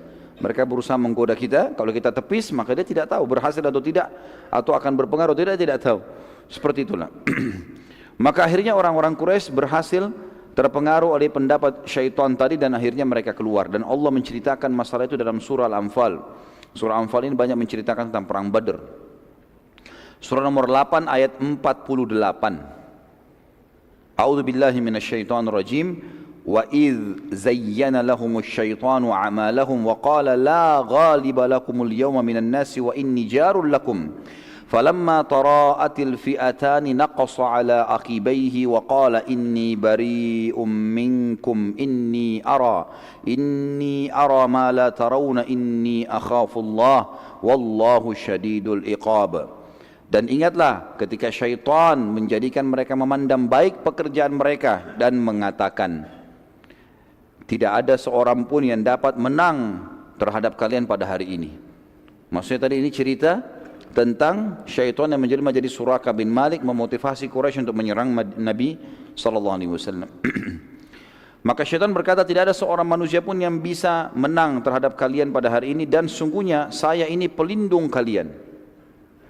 Maka tak kala kedua pasukan sudah berhadapan, syaitan sudah lihat ternyata pasukan muslimin ada, gitu kan, dan kuat. Maka syaitan pun berkata, sesungguhnya saya berlepas diri dari kalian. Sesungguhnya saya dapat melihat apa yang kalian tidak dapat lihat, dan sesungguhnya saya takut kepada Allah, dan Allah sangat keras siksaannya. Kata sebagian ulama tafsir, syaitan pada saat itu hadir di perang Badar, kemudian dia melihat malaikat yang turun membantu kaum muslimin. Maka pada saat itulah dia mengatakan, saya takut, saya lihat apa yang kalian tidak lihat. Saya bisa lihat malaikat, kalian tidak bisa lihat malaikat. Dan saya takut kepada Allah karena Allah sangat keras siksaannya. Kalau malaikat begini sudah datang, habis nih ceritanya. Udah pasti kalah gitu. Tapi tadinya dia yang memotivasi orang Quraisy untuk keluar. Bayangkan sini teman-teman pentingnya belajar sirah nih. Jadi ternyata ayat ini kalau kita baca dan kita tidak tahu sebab turunnya, sebab kejadian, kita tidak paham nih. Mungkin hanya umum, oh syaitan menggoda, tapi ternyata ini terjadi dengan luar biasa ya. Syaitan bisa menjelma jadi manusia, memotivasi orang-orang kafir untuk menyerang Nabi SAW. Dan ini sebab turunnya ayat, dan hadis ini hadis sahih menjelaskan tentang kejadian tersebut. Nabi SAW pada saat mengetahui Quraisy keluar dengan kekuatan 1.000 orang, beliau SAW mengetahui kekuatan pasukannya hanya 313 orang, 314 dengan beliau SAW. Jadi ini cuma 30% dari kekuatan orang Quraisy kurang lebih. Dan perlu diketahui 314 orang ini niatnya bukan untuk perang. Makanya saya bilang tadi lebih sederhana. Tidak pakai baju pedang, tidak pakai baju besi, tidak pakai topi besi, pakai pisau, pedang sederhana. Ada yang cuma bawa tombak, ada yang cuma bawa beberapa busur panas saja. Pada saat itu jumlah sahabat tepatnya 313 orang, 315 dengan Nabi SAW, dan hanya terdiri dari 70 ekor hewan tunggangan, 2 ekor kuda dan 68 ekor unta. Setiap sahabat saling bergantian menunggangi unta mereka, dan yang sama sekali tidak memiliki hewan, maka sepanjang perjalanan mereka berjalan kaki. Sementara Quraisy memiliki 1.000 orang, semuanya personil perang, terdiri dari 200 pasukan kuda dan 800 pasukan unta. Jadi semuanya menunggangi. Jadi kalau kita sekarang perang ini, ada pejalan kaki, Gitu kan? Pasukan muslimin jumlahnya banyak yang jalan kaki dan cuma sedikit, 68 orang saja, 68 ekor unta saja dengan 2 ekor kuda, jadi cuma 70 ekor kurang lebih. Jadi masih ada 200 sekian orang yang jalan kaki, lebih banyak jalan kaki gitu kan, dengan sederhana. Sementara Quraisy 1000 semuanya menunggangi kuda. Kalau kayak zaman sekarang semuanya pakai tank dan yang lainnya sendiri cuma jalan kaki gitu. Quraisy juga membawa selain daripada 1000 personel kuat ke perang itu, mereka membawa juga ratusan ekor unta yang membawa makanan-makanan, ya, logistik mereka. Kemudian juga mereka membawa banyak wanita, penari-penari, ya, yang sengaja dipilih yang memiliki suara-suara yang indah, badan-badan yang indah untuk memotivasi pasukan untuk berperang. Pada saat pasukan sudah saling dekat, maka turunlah wahyu Allah yang maha tinggi dan maha pemurah menginformasikan pada Nabi SAW tentang keluarnya pasukan Quraisy. Jadi sampai pada saat Quraisy sudah keluar dan sudah mendekati Badr, Nabi SAW waktu itu belum tahu kalau Quraisy sudah keluar. Informasinya Allah sampaikan pas Quraisy sudah dekat lokasi. Makanya tadi saya bilang di awal, banyak ulama tafsir yang mengatakan ini tanda kutip rekayasa Allah, strategi Allah supaya peperangan terjadi. Dan perlu digarisbawahi, waktu itu pertama kali orang-orang Madinah ikut berperang bersama Nabi SAW. Jadi ini berat, peperangan pertama, bukan hal yang ringan gitu. Harus di sini punya motivasi yang besar. Maka Nabi SAW mulai bermusyawarah dengan para sahabat. Telah turun kepada saya wahyu, informasinya pada saat itu Quraisy keluar dengan 1000 kekuatan, 200 pasukan kuda, 800 pasukan unta, gitu ya. Kemudian ditambah lagi dengan ratusan ekor unta membawa logistik mereka, dan mereka membawa para wanita dan bekal-bekal yang banyak. Maka Nabi SAW berkata, wahai manusia, berikan pendapat padaku, apa saran kalian? Dan ini sebuah hikmah yang sangat besar ya. Nabi SAW sebenarnya sudah dapat informasi pada saat itu pasukan Quraisy keluar dan Allah menyuruh menghadapi. Tapi Nabi SAW bermusyawarah dengan para sahabat. Bagaimana pendapat kalian untuk menghidupkan jiwa mereka supaya siap untuk perang? Abu Bakar tanpa nunggu, manusia yang paling mulia dalam Islam, tidak pernah terlambat dalam kebaikan. Sampai Umar bin Khattab mengatakan, saya tidak pernah melihat diri saya dan muslimin bisa melampaui Abu Bakar dalam kebaikan. Setiap Nabi sebutkan satu, dia sudah ada duluan. Selalu gitu. Sedekah, kita baru bawa harta sudah ada di depan Nabi. Umar pernah bawa setengah hartanya, datang ke masjid. Nah, waktu Nabi bilang jihad, sedekah, lalu dia kaget, Abu Bakar sudah ada. Padahal dia sudah bilang, waktu Nabi bilang jihad, saya hari ini akan dahului Abu Bakar. Begitu datang ke masjid, Abu Bakar sudah ada. Lalu Umar mengatakan, pasti hari ini sedekah saya lebih banyak, karena saya 50%, seluruh harta setengahnya, setengah harta saya bawa. Lalu duduk, lalu dia tanya Abu Bakar, hai Abu Bakar, apa yang kau berikan? Kata Abu Bakar, seluruh harta saya. Abu Bakar berdiri, pada saat itu ya, pada saat lagi genting-gentingnya nih. Ini tunggu pendapat. Ini satu pendapat berpengaruh besar pada perang atau tidak. Abu Bakar mengatakan, wahai utusan Allah, lanjutkan langkah anda dan kami bersama anda. Perang, pulang, kami siap. Nabi SAW berterima kasih pada Abu Bakar. Baiklah, terima kasih Abu Bakar. Nabi cuma bilang, berikan aku pendapat wahai manusia. Siapa lagi yang punya pendapat nih? Lalu berdiri setelahnya Umar radhiyallahu anhu. Umar berdiri mengucapkan kalimat yang sama dengan Abu Bakar, ya Rasulullah, melangkahlah. Di mana anda mau pergi maka kami ikut. Perang, pulang. Nabi SAW terima kasih pada Abu Umar, lalu Umar duduk. Nabi masih ulangi, wahai manusia, berikan pendapat. Berdiri lagi sahabat Nabi yang mulia, Al-Miqdad Ibn Amr radhiyallahu anhu, terkenal. Miqdad ini teman-teman sekalian adalah orang yang luar biasa, sampai dikenal kekuatannya sampai dengan 1000 orang. Umar bin Khattab pun mengakui itu. Dia mengatakan, wahai Rasulullah, berbuat apa saja yang telah Tuhan anda perintahkan. Apa saja? Kami tidak akan mengucapkan kepada anda seperti yang diucapkan oleh Bani Israel kepada Musa alaihissalam. Dalam surah Al-Ma'idah, surah nomor 5 ayat 24. waktu Musa alaihissalam diperintahkan Allah suruh Bani Israel itu, waktu selamat dari kejaran Fir'aun, serang Palestina, rebut Palestina itu. Rupanya mereka tidak mau, orang-orang Yahudi ini. Apa kata mereka kepada Musa? Mereka berkata, surah Al-Ma'idah, surah nomor 5 ayat 24, A'udzubillahi minasyaitonirrajim, qalu ya Musa, inna lan nadkhulaha abadan ma damu fiha, fadhhab anta wa rabbuka faqatila innaha huna qaidun. Mereka berkata, hai Musa, ini termasuk sahabat-sahabat Musa ya, berkata pada saat itu, Kami sekali-kali tidak akan memasuki Palestina selama-lamanya. Karena selama mereka ada di dalam Palestina rupanya ada orang-orang yang asli turunan Yaman, mereka posturnya kuat-kuat, tapi mereka waktu itu menyembah berhala. Orang-orang Yahudi tidak mau masuk sana. Apa kata mereka? Pergilah kamu berdua dengan Tuhan Muhammad Musa, perangi, kalau menang beritahukan kepada kami. Sementara kami akan tunggu di sini. Kurang ajar sekali. Apa kata Mikdad radhiyallahu anhu, ya Rasulullah, kami jalankan apa perintah Tuhan Anda dan kami tidak akan mengucapkan kepada Anda apa yang diucapkan Bani Israel untuk Musa. Tapi kami akan mengatakan, pergilah Anda dengan Tuhan Anda dan perangilah mereka, sementara kami akan bersama dengan kalian berdua berperang. Demi Allah, wahai utusan Allah, bila Anda membawa kami ke Biraqal Jimad, pastikan tidak seorang pun di antara kami yang berkhianat, pasti kami akan ikut. Perlu teman-teman garis bawahi, apa sih Biraqal Jimad? Kenapa Mikdad memilih kalimat ini? Biraqal Jimad, teman-teman sekalian, adalah sebuah tempat di wilayah Yaman. Antara kota Madinah dengan Biraqal Jimad ini ada 14 suku, semua suku jumlahnya ribuan orang, jadi ada puluhan ribu orang yang membenci dan siap memerangi Islam. Waktu itu jumlah mereka 300 orang saja. Apa kata Mikdad? Ya Rasulullah, kalau Anda mengajak kami ke Biraqal Jimad, ya, ke sana, Biraqal Jimad ini tadi dari Madinah ke sana jaraknya ada 14 suku, ribuan orang, semuanya benci Islam. Kami lewatin satu-satu suku itu, kami perangin sampai ke lokasi itu, kami siap. Seperti itu bahasa, jadi luar biasa.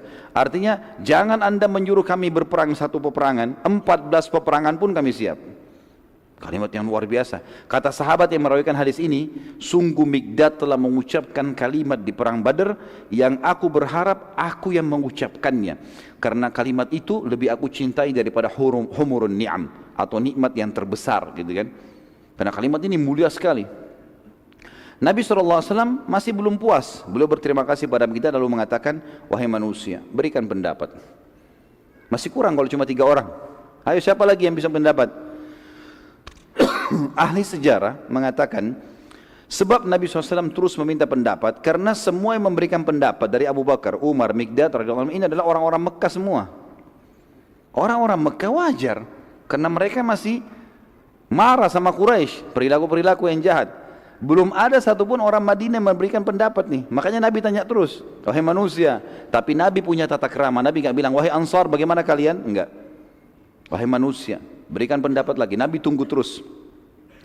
Terus saja, dan tercatat dalam sejarah, ini baru peperangan pertama diikuti oleh orang-orang Ansar bersama Nabi SAW.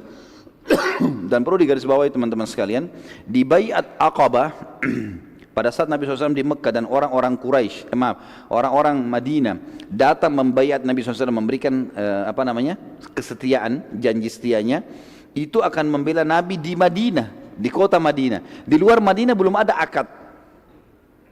Akadnya waktu itu, kalau Anda datang ke Madinah ya Rasulullah, kami bela Anda. Jadi belum ada akad, kalau sudah tiba di Madinah kami menyerang, Anda menyerang kami ikut, belum ada itu. Maka Nabi SAW ingin tahu ini, benar gak ini, gimana Madinah ini? Pada saat itu teman-teman sekalian, Sa'ad bin Mu'adz, tadi tokoh kita yang mulia, pimpinan suku Aus, tadi saya keliru, saya katakan Khazraj ya. Beliau berdiri lalu mengatakan, kami melihat ya Rasulullah, seakan-akan Anda menyinggung kami orang-orang Ansar. Kata Nabi SAW, iya. Ya. Karena ini berat, ini peperangan, menumpahkan darah, meninggalkan keluarga, segala macam. Saat lalu berkata, demi Allah ya Rasulullah, bila Anda menyeberangi lautan, niscaya kami akan senantiasa bersama Anda. Maka Nabi SAW sangat senang dengan pernyataan Sa'ad, karena Sa'ad mewakili orang-orang Ansar, pimpinan mereka. Lalu beliau bersabda pada saat itu, turun wahyu menyampaikan berita gembira khusus bagi yang hadir di situ. Kata Nabi SAW, berita gembira buat kalian semua. Ini yang hadir nih 313 orang dapat berita gembira dari langit sekarang. Beritanya adalah, sesungguhnya Allah Azza wa Jal, Allah yang maha tinggi dan maha mulia, telah menjanjikan kepadaku salah satu dari 2 kemenangan. Berhasil mendapatkan kafilah dan kita rebut semuanya 2.500 ekor unta, atau kalaupun berhadapan sama musuh pasukan Quraisy kita akan menang walaupun jumlah mereka 1.000. Maka para sahabat senang dengan berita ini, berarti berita wahyu langsung sampai dari langit. Ini pasti menang, mau lemah, mau jumlahnya sedikit, mau tidak punya keterampilan perang, pokoknya menang. Tiketnya sudah ada. Tapi para sahabat itu yakin benar. Anda nggak tahu kalau kita yang hadir pada saat itu. Allahu a'lam. Dari seluruh mukminin yang patuh kepada Tuhan yang Maha Perkasa dan Rasulnya Muhammad sallallahu alaihi wasallam, semuanya gembira, tetapi ada satu hal kata ulama sejarah ya. Di sini jiwa para sahabat berharap dapat kafilah, bukan perang. Karena mereka juga berpikir kafilah cuma 40 orang yang dilawan. Ini 1000 orang. Ini penjaga kafilah biasa seperti mereka. Ini pasukan perang keluar dengan banyak bekal. Maka jiwa mereka tetap berharap supaya dapat kafilah. Mereka tidak berharap ada peperangan. Dan Allah ceritakan masalah itu dalam surah Anfal ayat surah nomor 8 ayat 5. A'udzu billahi minasyaitonir rajim, kama akhrajaka rabbuka min baitika bil haqq wa inna fariqam minal mu'minina lakarihun. Sebagaimana Tuhanmu telah mengeluarkan Muhammad dari rumahmu dengan kebenaran, artinya tadi sudah kita bilang ada rekayasa tanda kutip Allah di sini. Dan sesungguhnya sebagian orang-orang mukmin tidak menyukainya. Mereka tidak berharap terjadi peperangan, berharap mengejar kafilah. Nabi SAW terus saja ya, lalu meneruskan perjalanan setelah mendapat pendapat tersebut hingga sampai ke sebuah tempat di wilayah Badr yang bernama Udwatid Dunya. Tepatnya di utara Badr, dan beliau berkemah di belakang Udwatid Dunya. Jadi perlu saya kasih gambaran tentang kondisi perang Badr, teman-teman. Ada satu gunung besar. Gunung besar ini yang lebih dekat dengan Madinah namanya Udwatid Dunya. Di sebelahnya gunung itu namanya Udwatil Quswa. Jadi dunia dan Quswa gitu ya. Pasukan Nabi SAW tiba di Udwatid Dunya. Belum tahu ini lokasi perang di mana, tapi yang jelas sampai di situ. Lalu Nabi SAW menyuruh para sahabat untuk tinggal sejenak, istirahat. Dan itu sudah menjelang malam. Rupanya tanpa diketahui oleh Nabi SAW, pasukan Quraisy tiba di Udwatil Quswa. Di seberangnya gunung, jadi cuma batasnya gunung. Sini pasukan, sini pasukan. Dua-duanya tidak saling tahu kalau ini sudah ada pasukan di situ. Dan yang luar biasa di sini kata ulama tafsir, di sini tanda kutip tidak ada rekayasa Allah. Kafilahnya Abu Sufyan lolos. Kafilah Abu Sufyan tidak tahu kalau pasukan sudah tiba di lokasi itu. Mereka juga tidak tahu kalau pasukan muslimin ada. Kedua pasukan tidak saling tahu. Luar biasa Allah atur kejadian ini, dan kita akan bacakan ayat berbicara masalah itu. Pada saat itu teman-teman sekalian, Abu Sufyan belum tahu kalau Quraisy sudah tiba di wilayah Badr, dan ia terus menyelamatkan kafilah dengan menelusuri gunung demi gunung hingga keluar dari wilayah Badr dan keluar ke pesisir Laut Merah dan berhasil selamat dari pasukan muslimin. Sesuatu yang merupakan rekayasa Allah Azza wa Jalla, tanda kutip di sini, ketiga kelompok tersebut tidak satu pun saling mengetahui keberadaan masing-masing. Dan hal ini Allah ceritakan dalam Al-Quran dengan sangat jelas. Kembali lagi surah Al-Anfal, surah nomor 8 ayat 42. A'udzu billahi minasyaitonir rajim. Idz antum bil udwatid dunya wa hum bil udwatil quswa war raqbu asfala minkum walau tawa'adtum lakhtalaftum fil mi'adi walakin liyaqdiyallahu amran kana maf'ulan liyahlika man halaka an bayyinatin wa yahya man hayya an bayyinah wa innallaha lasami'un alim. Ingatlah pada hari ketika kamu berada di pinggir lembah yang dekat, maksudnya Udwatid Dunya tadi, lebih dekat dengan Madinah, dan ketika mereka pasukan Quraisy berada di lembah Quswa, lembah yang lebih jauh di sebelahnya gunung. Sementara kafilah yang sedang kalian kejar berada di bawah kalian, maksudnya sudah melampaui tempat itu, sudah berhasil lolos. Sekiranya kata Allah, kalian mengadakan perjanjian untuk pertempuran itu, pasti kalian tidak akan sependapat dalam menentukan hari pertempuran itu. Akan tetapi Allah mempertemukan dua pasukan itu agar Dia Allah melakukan suatu urusan yang mesti dilaksanakan. Kata para ulama tafsir adalah memberikan kemenangan untuk muslimin dan mempermalukan orang-orang musyrik.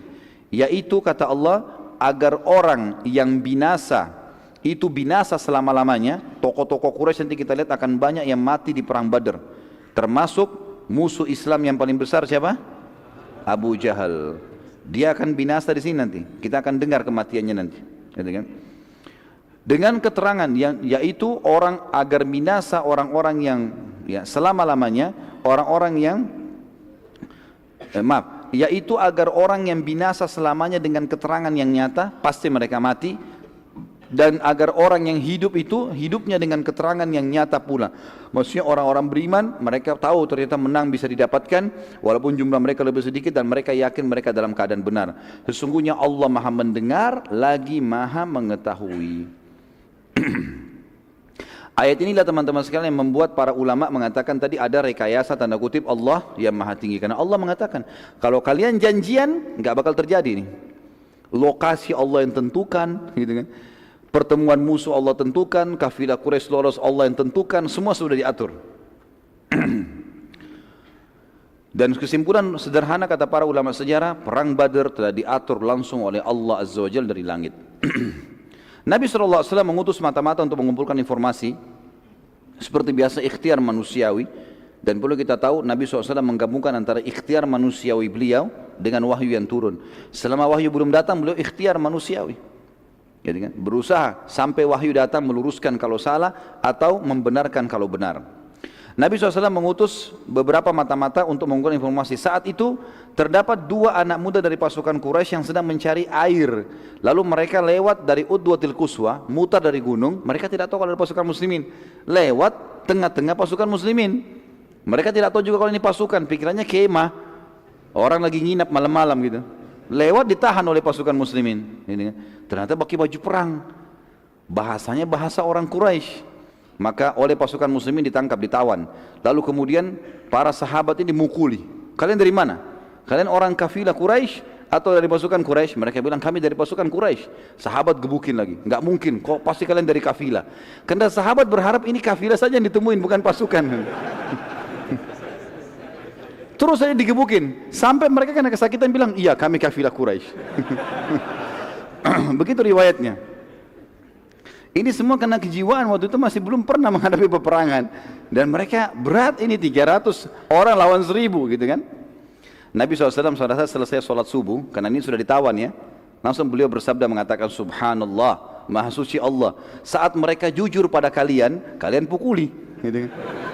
Dan pada saat mereka bohong malah kalian lepaskan. Sekarang mereka bohong bilang kami dari kafilah. Ini 2 orang yang dari pasukan Quraisy. Gitu.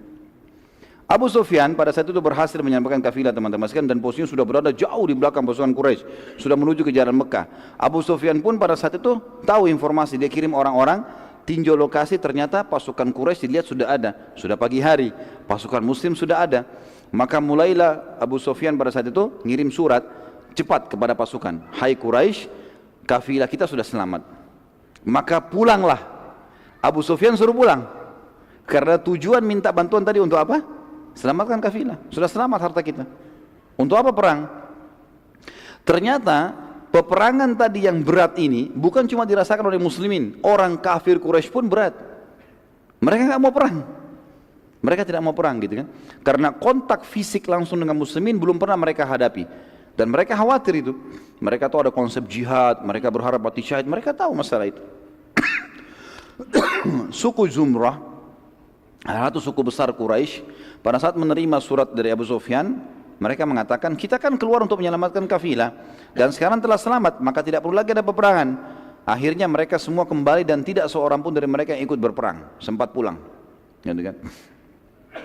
Tapi di sini saya tidak temukan teman-teman jumlah mereka berapa. Dari 1000 pasukan Quraisy, berapa jumlah mereka sebelumnya tidak tahu, tapi yang jelas mereka pulang dan akhirnya tidak ikut berperang. Suku Hashim, suku Nabi SAW, tapi ada di antara mereka yang kafir kan? Mereka juga mengatakan, bila kafilah sudah selamat untuk apa kita berperang? Dan kalau kita perangi Muhammad, kita perangi suku kita sendiri. Nggak boleh ini, kita harus pulang nih. Gitu kan? Maka sebagian besar mereka pulang, kecuali Abbas bin Abdul Muttalib, paman Nabi SAW. Karena Abbas dianggap pimpinannya suku. Kalau dia balik memalukan. Maka Nabi SAW menjelaskan kalau Abbas ikut perang di Badar itu karena kurh, tidak suka sebenarnya. Nabi SAW sudah ingatkan itu. Kalau ini sebenarnya bukan mau perang, tapi dia hanya malu dengan sukunya. Kemudian pembicaraan tentang balik ke Mekah ini mulai ramai di antara pasukan Quraisy, dan akhirnya mereka banyak yang siap-siap. Utbah bin Rabi'ah yang nanti juga mati ya di perang Badar ini. Salah satu pemimpin pasukan Quraisy didatangi oleh Hakim bin Huzam dan berkata kepadanya, Hakim bin Huzam salah satu orang yang dianggap bijaksana di Mekah yang termasuk yang sempat merobek kesepakatan pemboikotan Nabi SAW, gitu kan? Hakim bin Huzam. Dia berkata, wahai Utbah, untuk apa lagi berperang? Bukankah kafilah telah selamat? Demi Allah, bila kita memerangi mereka berarti kita memerangi sanak kerabat kita sendiri. Ada banyak muhajirin di situ, ya, banyak orang-orang Mekah.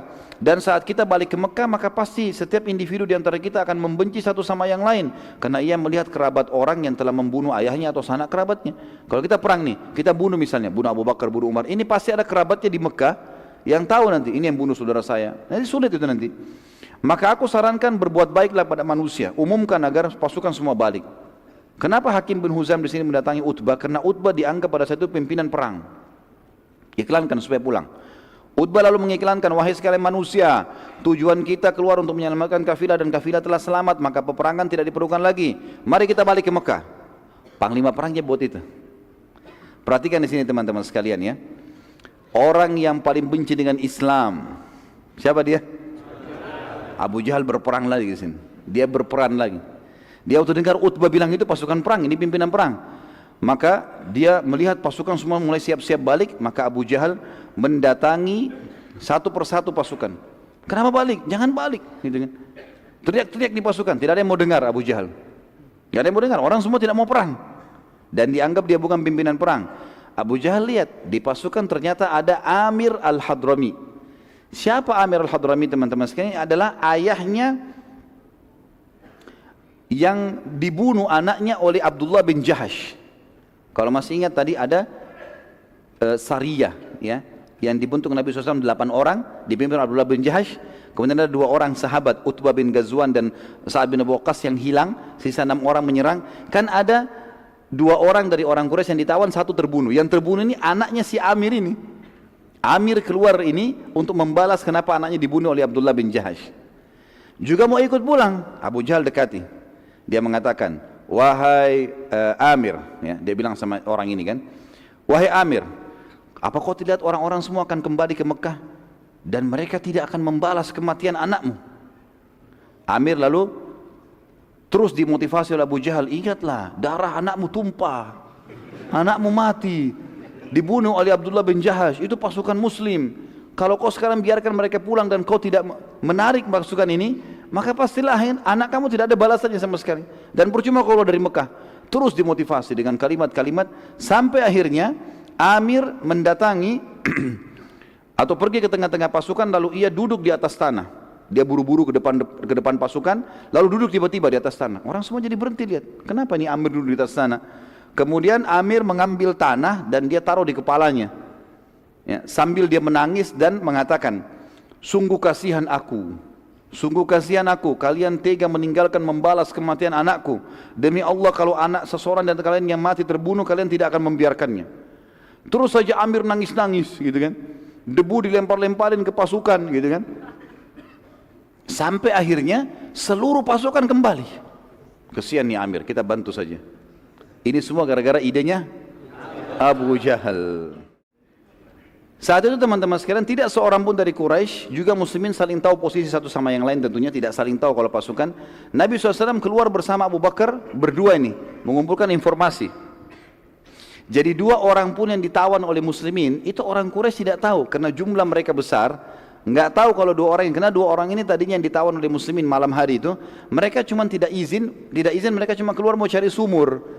Ketangkaplah, jadi orang Quraisy pun tidak tahu kalau mereka ketangkap ya.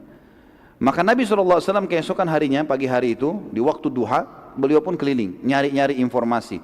Maka keduanya, Nabi SAW dan Abu Bakar radhiyallahu anhu, menemukan seorang wanita tua, dan Nabi SAW bertanya padanya, apakah engkau punya informasi apa yang terjadi di sekitar tempat ini?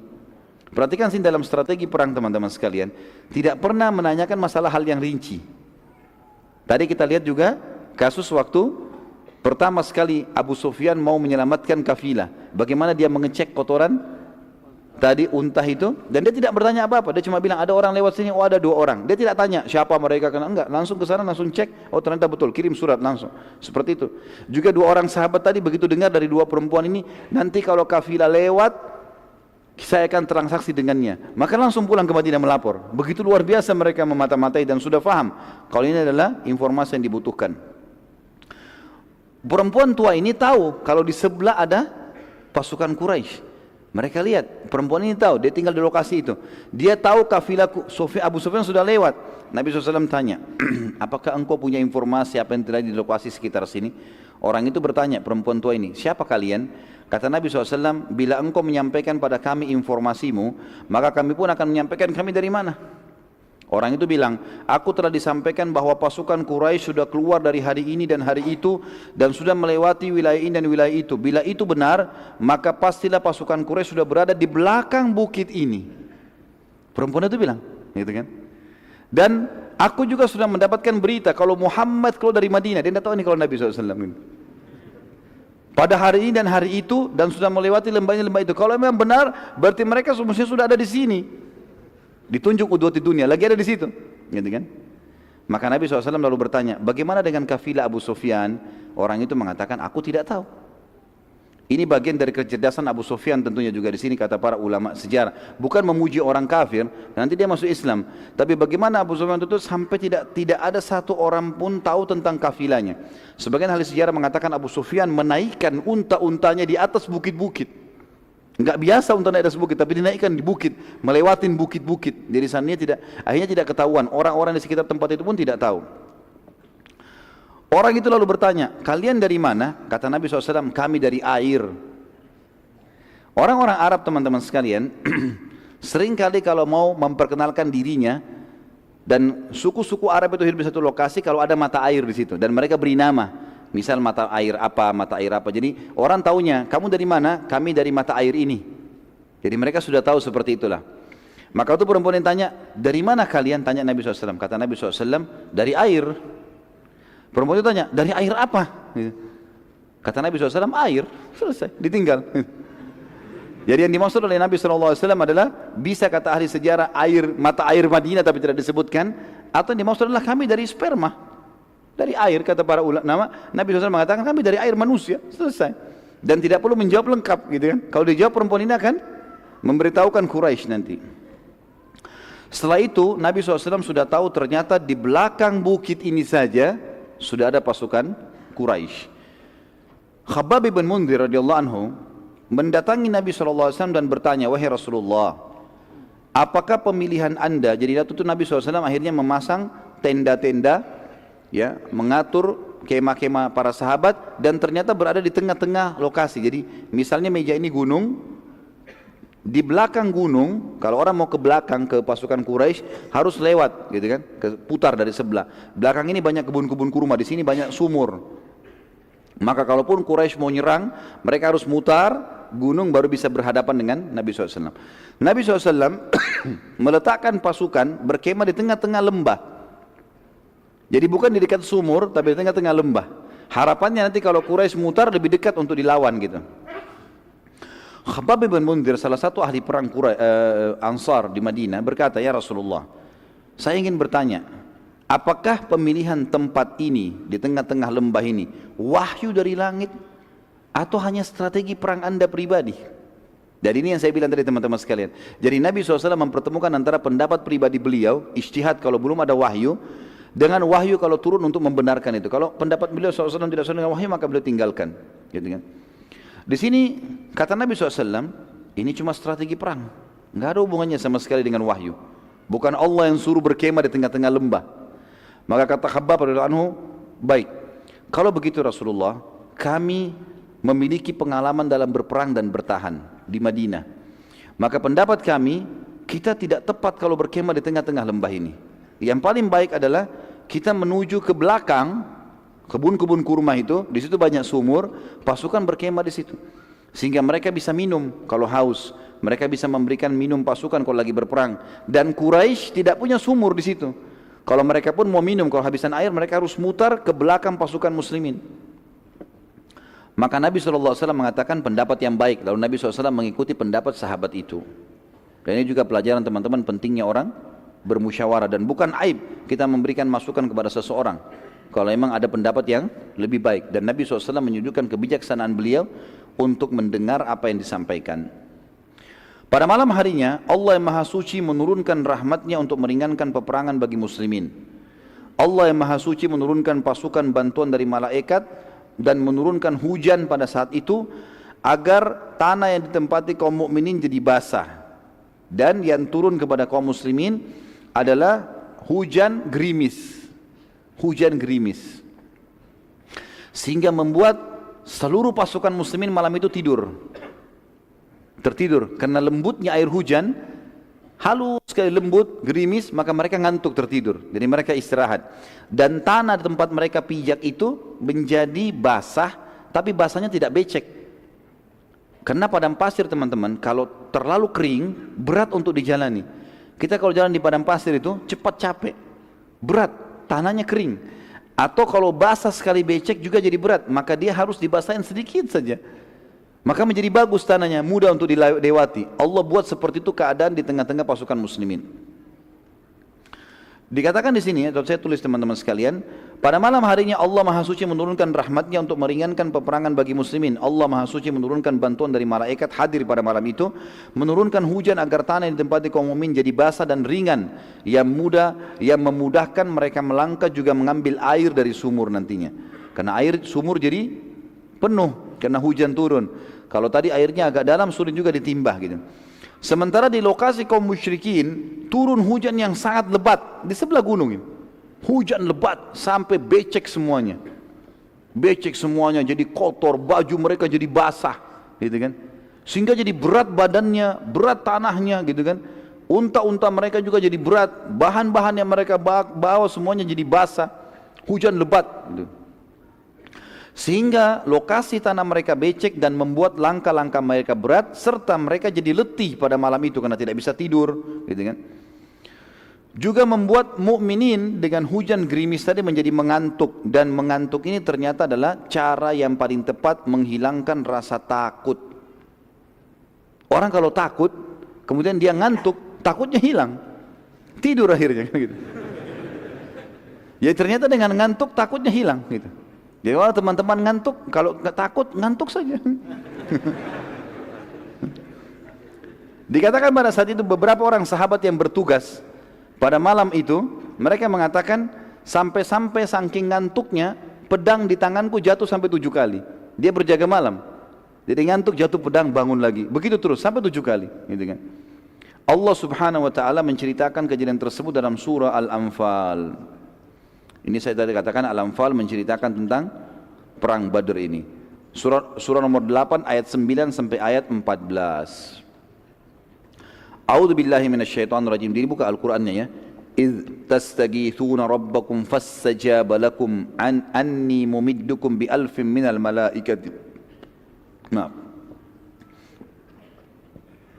إذ تستغيثون ربكم فاستجاب لكم أني ممدكم بألف من الملائكة مردفين وما جعله الله إلا بشرى ولتطمئن به قلوبكم وما النصر إلا من عند الله إن الله عزيز حكيم إذ يغشيكم النعاس أمنة منه وينزل عليكم من السماء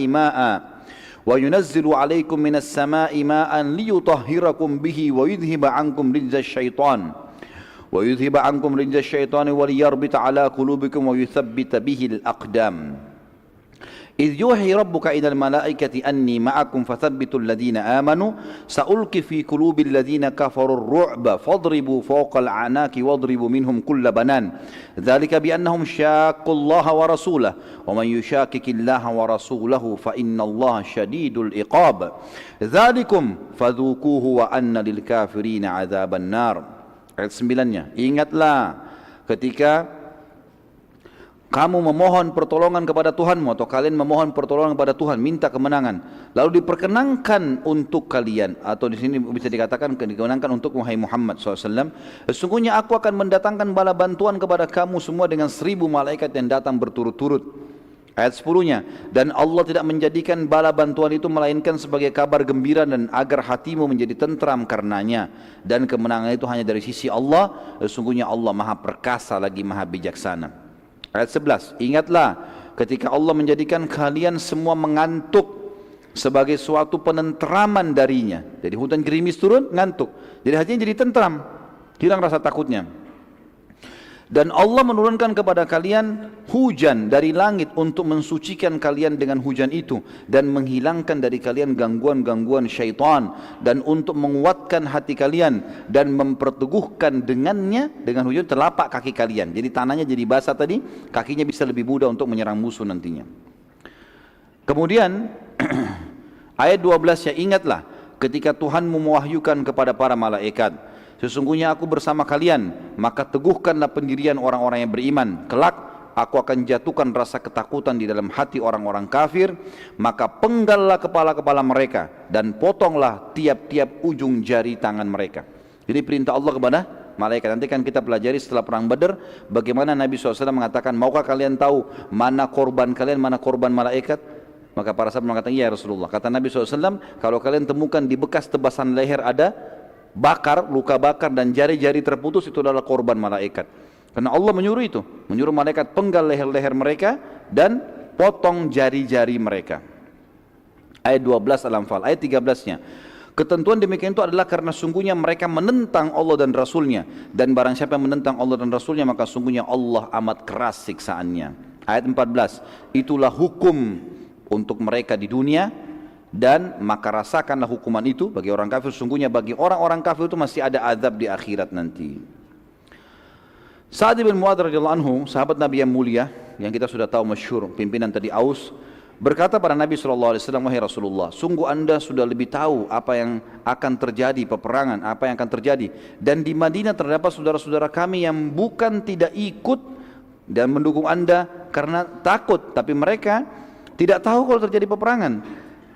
Niscaya kalau mereka tahu, mereka tidak akan meninggalkan anda sama sekali. Bila anda setuju ya Rasulullah, kami akan jadikan buat anda kemah di belakang pasukan, dan kami siapkan pula buat anda tunggangan khusus unta yang terbaik kami. Bila kami menang, maka itulah harapan kami semua. Tapi bila kami kalah, anda masih bisa menyelamatkan diri ke Madinah dengan menunggangi unta tersebut dan bertahan di Madinah, sehingga Islam tidak hilang. Karena kalau anda juga ikut mati, maka habis Islam ini. Artinya di sini ikhtiarnya Sa'ad radhiyallahu anhu sebagai manusia. Maka Nabi SAW berkata, sungguh pendapat yang baik. Lalu orang-orang Ansar membuat kemah khusus buat Nabi SAW untuk berteduh, dan Nabi SAW dari situ memantau peperangan. Nabi SAW lalu membagi bendera-bendera peperangan. Keesokan paginya ada bendera dipegang oleh Ali bin Abi Thalib, ada bendera dipegang oleh Mu'adz bin Umair, ada yang juga yang lain-lain dipegang oleh beberapa orang-orang Ansar. Saat tiba pasukan Quraisy, mereka sempat bingung karena tidak ada air. Ya. Waktu mereka rupanya tiba di situ, mereka minum, mereka berpikir nanti di setiap lokasi bisa mampir untuk ambil air. Cari air, nggak ada air. Pasukan kehabisan air. Hujan ada di mana tapi becek, jatuh ke tanah, nggak ada yang bisa diambil. Sumur adalah di belakang pasukan muslimin. Lalu pada saat mereka siap-siap mau perang, kondisinya lemah karena semalam tidak tidur, badan mereka basah, logistik mereka basah, air mereka kehabisan, gitu kan. Jadi banyak hal yang Allah SWT sudah persiapkan di situ. Lalu mereka begitu pula muslimin sudah siap-siap perang. Saat melihat keadaan sudah akan terjadi peperangan, Nabi SAW mengangkat tangan beliau dalam kemah berdoa kepada Allah, dan beliau terus berdoa agar meminta kepada Allah diberikan kemenangan. Dan Abu Bakar waktu itu bersama dengan Nabi SAW di kemah mengawal beliau. Nabi SAW lalu menutup wajah beliau SAW dengan jubahnya dan berdoa, ya Allah, bila engkau membiarkan kekuatan ini muslimin musnah, maka tidak ada lagi yang tersisa di muka bumi orang yang akan menyembahmu. Lalu Nabi SAW terus berdoa sambil menangis. Lalu Abu Bakar merasa iba dengan Nabi SAW, mengatakannya, Rasulullah, bukankah anda sudah janjikan kemenangan? Bukankah anda adalah Rasulullah? Untuk apa kasihani diri anda? Ringankan doa anda. Sungguh Allah tidak akan menyusahkan anda. Maka Nabi SAW pun mengatakan, wahai Abu Bakar, sungguh doa itu adalah sebuah perintah. Kerjakan. Walaupun Allah sudah janji, kita ucapkan. Karena saya tidak ingin sahabat-sahabat saya jadi korban. Baik. Waktu masih ada ya? Hah? Sampai jam berapa nih? Saya lihat waktu Jakarta loh ini, jam 8 sekarang. Baik, ada beberapa kejadian luar biasa di Badar teman-teman sekalian. Beberapa kejadian besar di Badar. Sebelum terjadi peperangan kita bicarain, sebelum terjadi peperangan. Yang pertama, kisah sahabat yang mencium perut Nabi SAW. Saya tulis judulnya begitu. Pada saat selesai berdoa, sholat dan doa, Nabi SAW keluar dan mengatur saf sahabat. Nabi SAW tidak membagi-bagi pasukan, tapi menyatukan mereka dalam satu tempat. Nabi nggak bagi-bagi sisi kanan, sisi kiri, tengah, belakang, enggak. Pasukan sedikit, 313 orang. Bahkan yang ikut cuma 312, Abu Bakar mendampingi Nabi SAW. Pasukan disatukan di satu tempat. Terdapat sebuah kejadian kecil, waktu Nabi SAW sedang mengatur saf dengan tongkat beliau, ada seorang dari Ansar yang kebetulan sangat gemuk, sampai waktu berdiri tubuhnya keluar dari saf. Maka Nabi SAW memerintahkan dia, mundurlah, agar lebih rapi safnya gitu kan, sambil menekan ujung tongkat beliau ke perutnya sahabat itu. Mundur kamu gitu ya.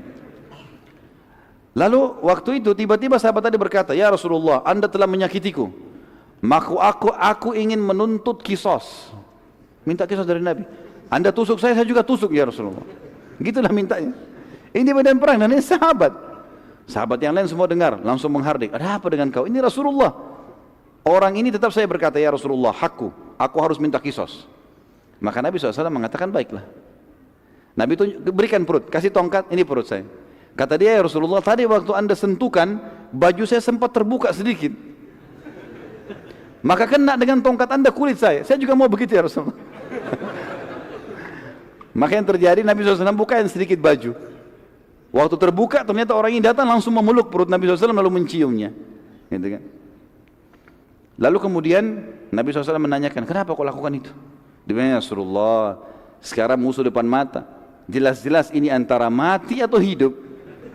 Saya ingin sebelum saya mati yang terakhir tersentuh dengan kulit saya adalah kulit Anda. Ini kejadian unik yang luar biasa. Maka Nabi SAW pun tersenyum. Tapi ini tentu satu orang, nggak mungkin orang semua buat itu ya. Pada saat itu teman-teman sekalian terjadi hal yang lain sebelum peperangan, namanya mubarazah, perang tanding. Orang-orang Arab dulu punya tradisi, sebelum perang yang besar, mereka perang tanding, keluar jagoannya sana, jagoannya sini, saling duel gitu kan. Itu untuk memotivasi pasukan, siapa yang kuat nih. Peperangan diawali dengan mubarazah atau perang tanding secara individu, dan awal yang keluar dari pasukan Quraisy adalah Aswad bin Abi Aswad. Ini orang yang pertama keluar dari Quraisy, Aswad bin Abi Aswad. Ini gampang dihafal namanya. Hitam, anaknya hitam gitu ya. Ia maju depan pasukan muslimin dan bersumpah kalau ia tidak akan kembali ke pasukannya sampai ia meminum dari sumur muslimin. Kan air lagi habis. Demi Allah saya pasti akan memenangi kalian. Saya akan minum dari sumur kalian. Seperti itulah. Saat itu dari pasukan muslimin keluar Hamzah bin Abdul Muttalib, paman Nabi SAW, terkenal orang sangat luar biasa, ahli perang. Lalu terjadi duel yang sangat sengit hingga akhirnya Hamzah berhasil menebas salah satu kaki Aswad dan mengucurkan darah yang sangat banyak. Saat Aswad sudah enggak berdaya lagi, ia terus berusaha merangkak sampai ke sumur muslimin. Dia merangkak, darahnya terus menetes. Hamzah ikuti dari belakang, pasukan Quraisy melihat dia mau menjalankan sumpahnya, datang sampai minum dari situ. Dia berusaha mau minum terus mati, enggak sempat minum gitu kan, terbunuh di akhirnya. Dan ini termasuk Aswad adalah korban pertama di perang Badar. Artinya orang pertama yang didaftar masuk neraka di perang Badar. Lalu keluar 3 orang sekaligus dari Quraisy. Utbah bin Rabi'ah, yang pertama ini tokoh Quraisy. Al-Walid bin Utbah, anaknya Utbah. Jadi Utbah keluar, anaknya juga keluar. Utbah bin Rabi'ah keluar. Al-Walid bin Utbah, anaknya dia keluar. Dengan Syaibah bin Rabi'ah, saudaranya Utbah. Jadi ini adik kakak dengan anaknya, keluar 3 orang menantang muslimin. Siapa yang mau tanding? Pada saat itu keluar dari muslimin 3 orang dari Ansar. Yang uniknya yang keluar ini 2 orang anak muda, 15 sama 16 tahun. Muadz bin Afra dan Auf bin Afra. Ini punya kisah yang unik, nanti kita belajar di perang Badar. Luar biasa 2 orang ini. Keluar dan didampingi oleh sahabat Nabi yang mulia yang mati syahid di perang Mu'tah, Abdullah bin Rawaha radhiyallahu anhu ajma'in. Utbah berkata pada mereka, jadi waktu itu kan kalau orang perang teman-teman, matanya saja yang kelihatan, biasanya orang tutup semua kan, maka Utbah, Syaibah ini tidak tertutup semua, tidak kelihatan. Tapi sahabat-sahabat Nabi ini 3 orang ini terbuka mukanya, tapi mereka nggak kenal, ini bukan orang Mekah nih. Ditanya, siapa kalian ini? Maka masing-masing menyebutkan nama-namanya dan nasabnya.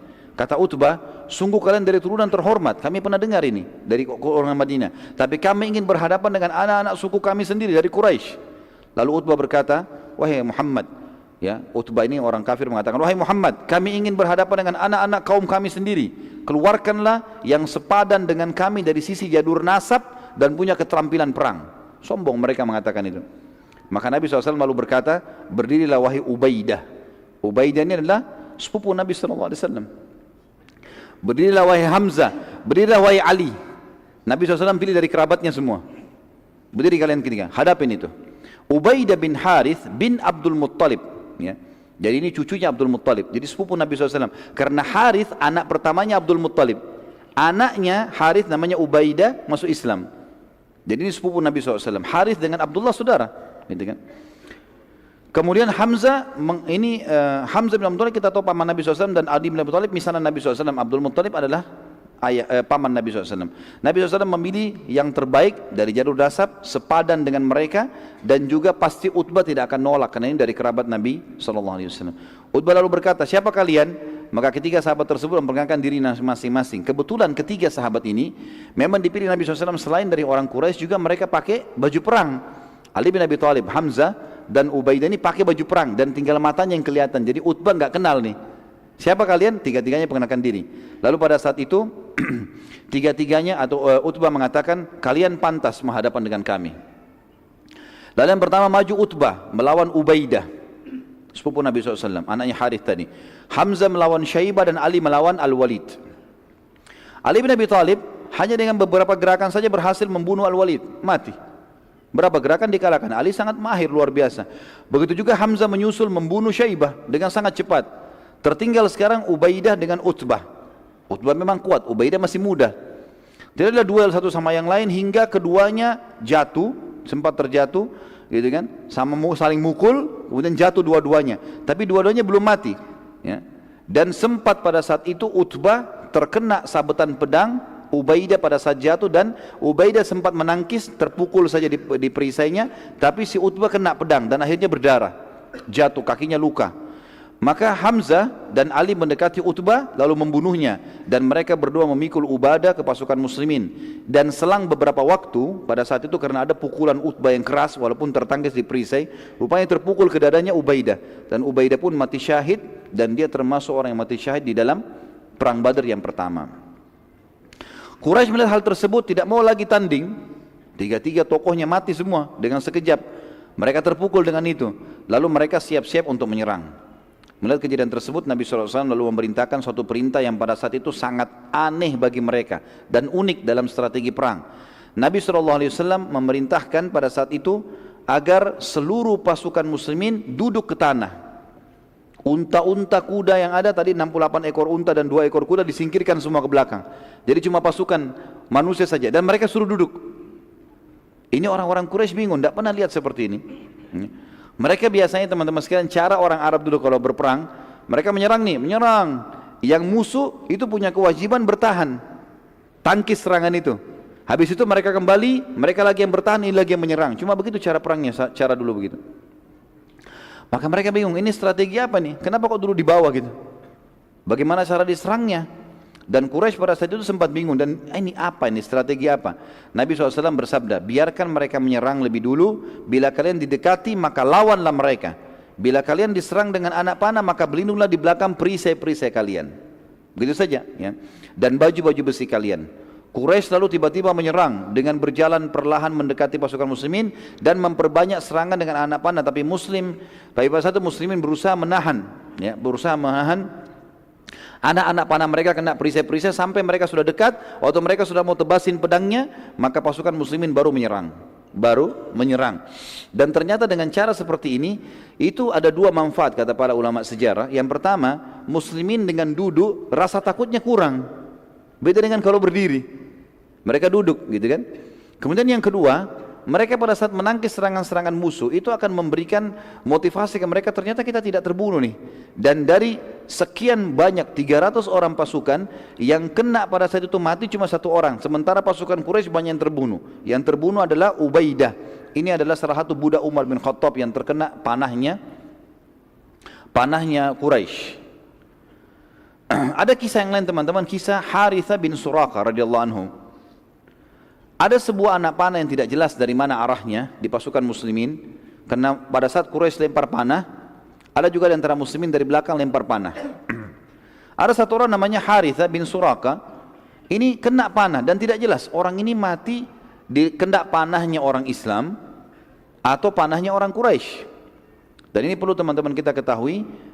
Saya jelaskan saja karena ini terjadi pada saat itu. Setelah perang Badar, ibunya Harith datang kepada Nabi SAW lalu mengatakan, ya Rasulullah, dalam hadis Bukhari, Anda sudah tahu bagaimana Harith punya kedudukan di sisi saya. Saya dengar informasi dia terbunuh di Badar waktu Nabi sudah pulang dari Badar, sudah menang. Maka beritahukan kepada saya di mana Harith, mati syahid kah masuk surga atau dia sekarang tidak jelas kena panahnya muslim, mungkin dia masuk neraka.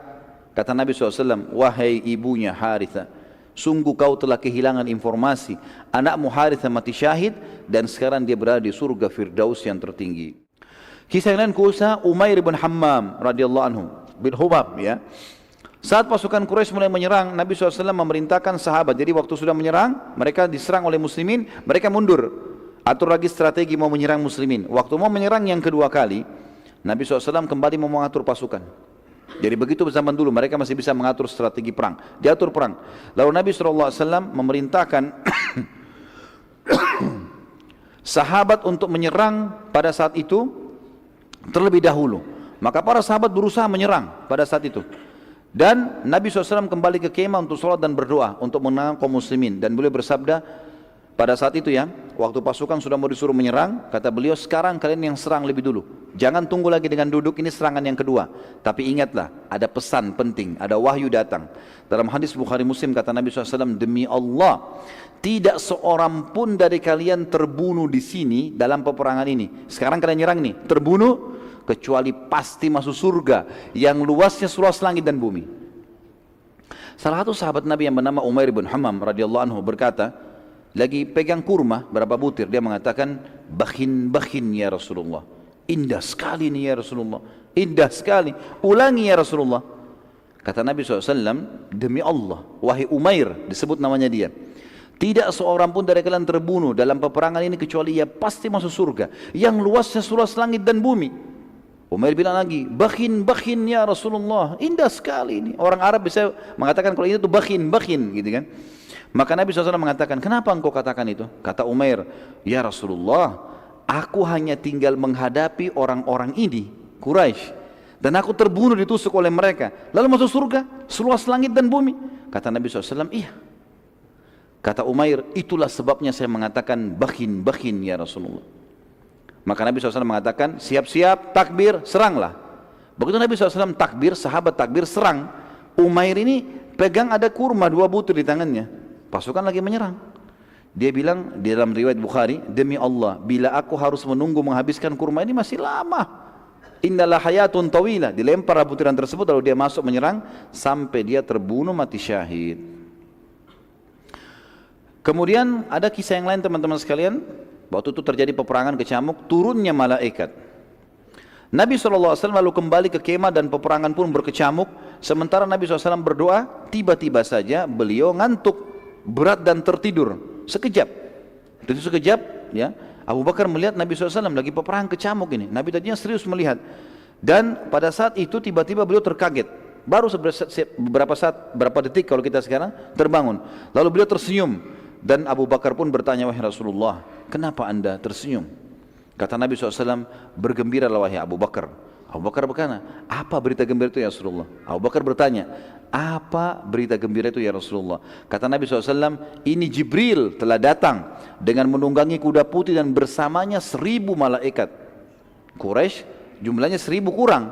Ya, sekarang malaikat datang, kalau malaikat saja lawan sudah cukup, gitu kan?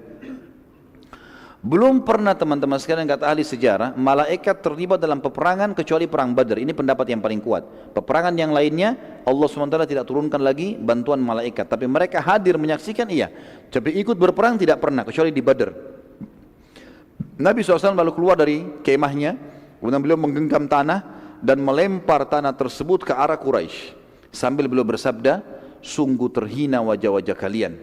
Beberapa sahabat yang pada saat itu di perang Badar masih dalam keadaan kafir berkata, demi Allah, waktu Nabi SAW melempar tanah itu kami menyaksikannya. Dari pasukan kafir kami menyaksikan. Mereka masih kafir, nanti masuk Islam.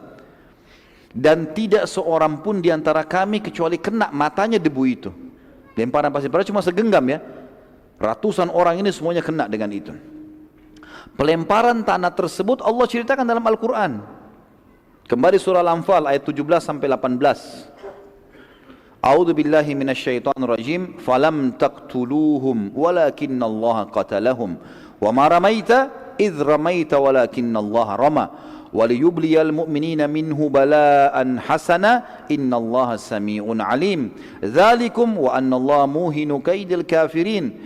Maka yang sebenarnya adalah bukan kamu yang membunuh mereka, hai Muhammad.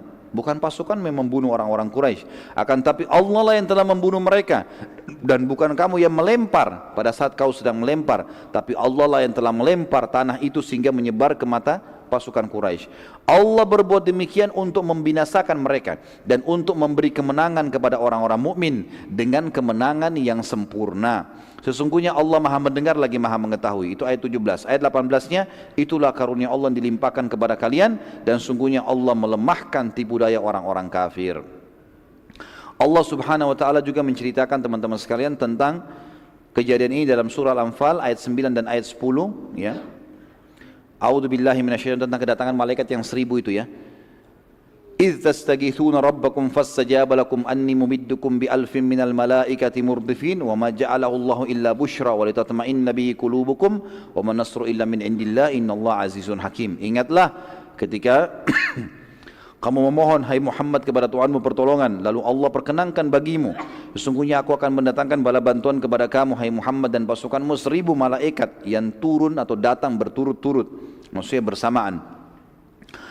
Yang ayat 10-nya, dan Allah tidak menjadikan mengirim bala bantuan tersebut melainkan sebagai kabar gembira dan agar hatimu menjadi tentram karenanya, dan kemenangan itu hanyalah dari sisi Allah, sesungguhnya Allah maha perkasa lagi maha bijaksana. Kita masuk ke yang lain teman-teman, kisah Hudzaifah ibn Yaman radhiyallahu anhu. Ini kalau kita mau ikutin sampai subuh loh, nggak selesai. Ini panjang kisahnya. Nabi SAW memerintahkan agar muslimin tidak membunuh Abul Bukhturi karena ia yang telah membatalkan pemboikotan terhadap Nabi SAW dan Bani Hashim juga Bani Muttalib. Masih ingat Abul Bukhturi? Dia salah satu dari sekian orang, 6-7 orang yang berkumpul untuk merobek ya surat yang ditulis oleh orang-orang Quraisy untuk memboikot Nabi SAW. Abu Bukhturi punya jasa. Hadir di perang Badar, Nabi SAW mengatakan jangan bunuh Abul Bukhturi. Kalau temui dia hindari saja, jangan ada yang membunuhnya. Pada saat itu juga Nabi SAW melarang untuk membunuh siapapun dari Bani Hashim karena mereka ikut berperang terpaksa. Terlebih lagi Bani Hashim sudah banyak yang pulang. Tinggal dari Bani Hashim beberapa orang, diantaranya Abbas. Maka kata Nabi SAW, terutama Abbas pamanku jangan ada yang bunuh, karena dia keluar membenci, tidak suka. Nabi SAW tidak larang. Kalau ada di antara muslimin mungkin yang menyerang Abu Lahab, paman Nabi, tapi kafir memang. Abbas tidak berbeda, membenci itu, tidak suka, tapi dia terpaksa. Salah seorang dari sahabat namanya Hudzaifah bin Yaman radhiyallahu anhu sempat marah dengan Quraisy karena beberapa kerabatnya telah terbunuh di peperangan itu, di perang Badar. Dia bilang, apakah kami melihat mereka Quraisy membunuh sanak kerabat kami dan kami akan membiarkan mereka? Demi Allah, bila aku ketemu dengan Abbas pasti aku akan hantamkan pedangku ini ke wajahnya. Jadi ternyata Nabi SAW larang, tidak boleh kan? Tapi dia emosi, dia bilang kalimat itu. Sahabat ini mulia, Hudzaifah bin Yaman terkenal, orang yang sangat mulia. Tapi pada saat itu dia tidak tahu kenapa dia ucapkan kalimat itu. Dengan jengkelnya di badan perang, kok bisa Abbas dilolosin? Kalau Abbas ketemu saya akan bunuh, gitu kan? Nabi SAW saat mendengar perkataan Hudzaifah berkata kepada Umar bin Khattab, sedang berada di samping Nabi SAW, wahai Umar, apakah engkau akan membiarkan paman nabimu dibunuh? Umar langsung angkat pedangnya mengatakan, ya Rasulullah, gampang, izinkan saya tebas lehernya Hudzaifah. Selesai, saya bunuh. Hudzaifah sudah jadi munafik, anda larang bunuh, dia bilang bunuh, gitu kan? Maka kata Nabi SAW, jangan, biarkan saja dia. Hudzaifah berkata setelah selesai peperangan, sungguh aku tidak tahu kenapa aku mengucapkan kalimat tersebut dan masih saja kalimat tersebut membebaniku selama aku hidup dan tidak akan terbayar kecuali aku mati syahid. Akhirnya Hudzaifah bin Yaman terbunuh mati syahid di Yamamah ketika melawan Musailamah al-Kadzab. Ketika peperangan sedang berkecamuk teman-teman sekalian, Abul Bukhturi dengan salah satu temannya sempat dilihat oleh beberapa sahabat dan salah satu dari sahabat yang bernama Mujadzir radhiyallahu anhu Mujadzir ini teman-teman sekalian berkata pada Abu Bukhturi, sesungguhnya Nabi kami telah melarang kami membunuhmu. Abu Bukhturi bilang, bagaimana dengan sahabatku ini? Ada teman di sebelahnya. Kata para sahabat, kami tidak dilarang membunuhnya. Ya, cuma kamu saja sendiri. Abu Bukhturi bilang, aku tidak akan membiarkan sahabatku kalian bunuh. Mujadzir lalu berusaha menyerang sahabat Abu Bukhturi, tapi Abu Bukhturi terus menghalangi. Dan akhirnya Mujadzir ya, tidak sengaja mengayunkan pedangnya dan akhirnya Abu Bukhturi menyerang Mujadzir dengan pedang. Pada saat diserang dia menangkis, kemudian dia menyerang tidak sengaja kepada Abu Bukhturi dan Abu Bukhturi akhirnya terbunuh. Pada saat itu Nabi SAW sudah dipesan, jangan bunuh Abu Bukhturi, apapun alasannya hindari, tidak usah mau bunuh temannya, sama temannya pun ditinggalkan. Mestinya begitu perintah Nabi SAW. Mujadzir segera menghadap diri kepada Nabi SAW dan berkata, demi Allah wahai Rasulullah, aku tidak mau membunuhnya, tapi ia terus menyerangku hingga aku harus membela diri dan akhirnya membunuhnya. Terus saja Mujadzir meminta ridho Nabi SAW sampai Nabi SAW memaafkannya. Dan kita renung di sini teman-teman, bagaimana para sahabat sangat menjaga perintah dan juga larangan Nabi SAW. Lanjut lagi nggak ini? Subuh loh ini. Kisah Zubair bin Awam radhiyallahu anhu. Salah satu prajurit Quraisy yang terkenal dan sangat kuat namanya Ibnu Dzatu Kabsh. Ibnu Dzatu Kabsh ini teman-teman sekalian disebutkan dalam riwayat, badannya besar, kekar, kudanya juga besar, dari kepalanya sampai kaki kudanya semua besi.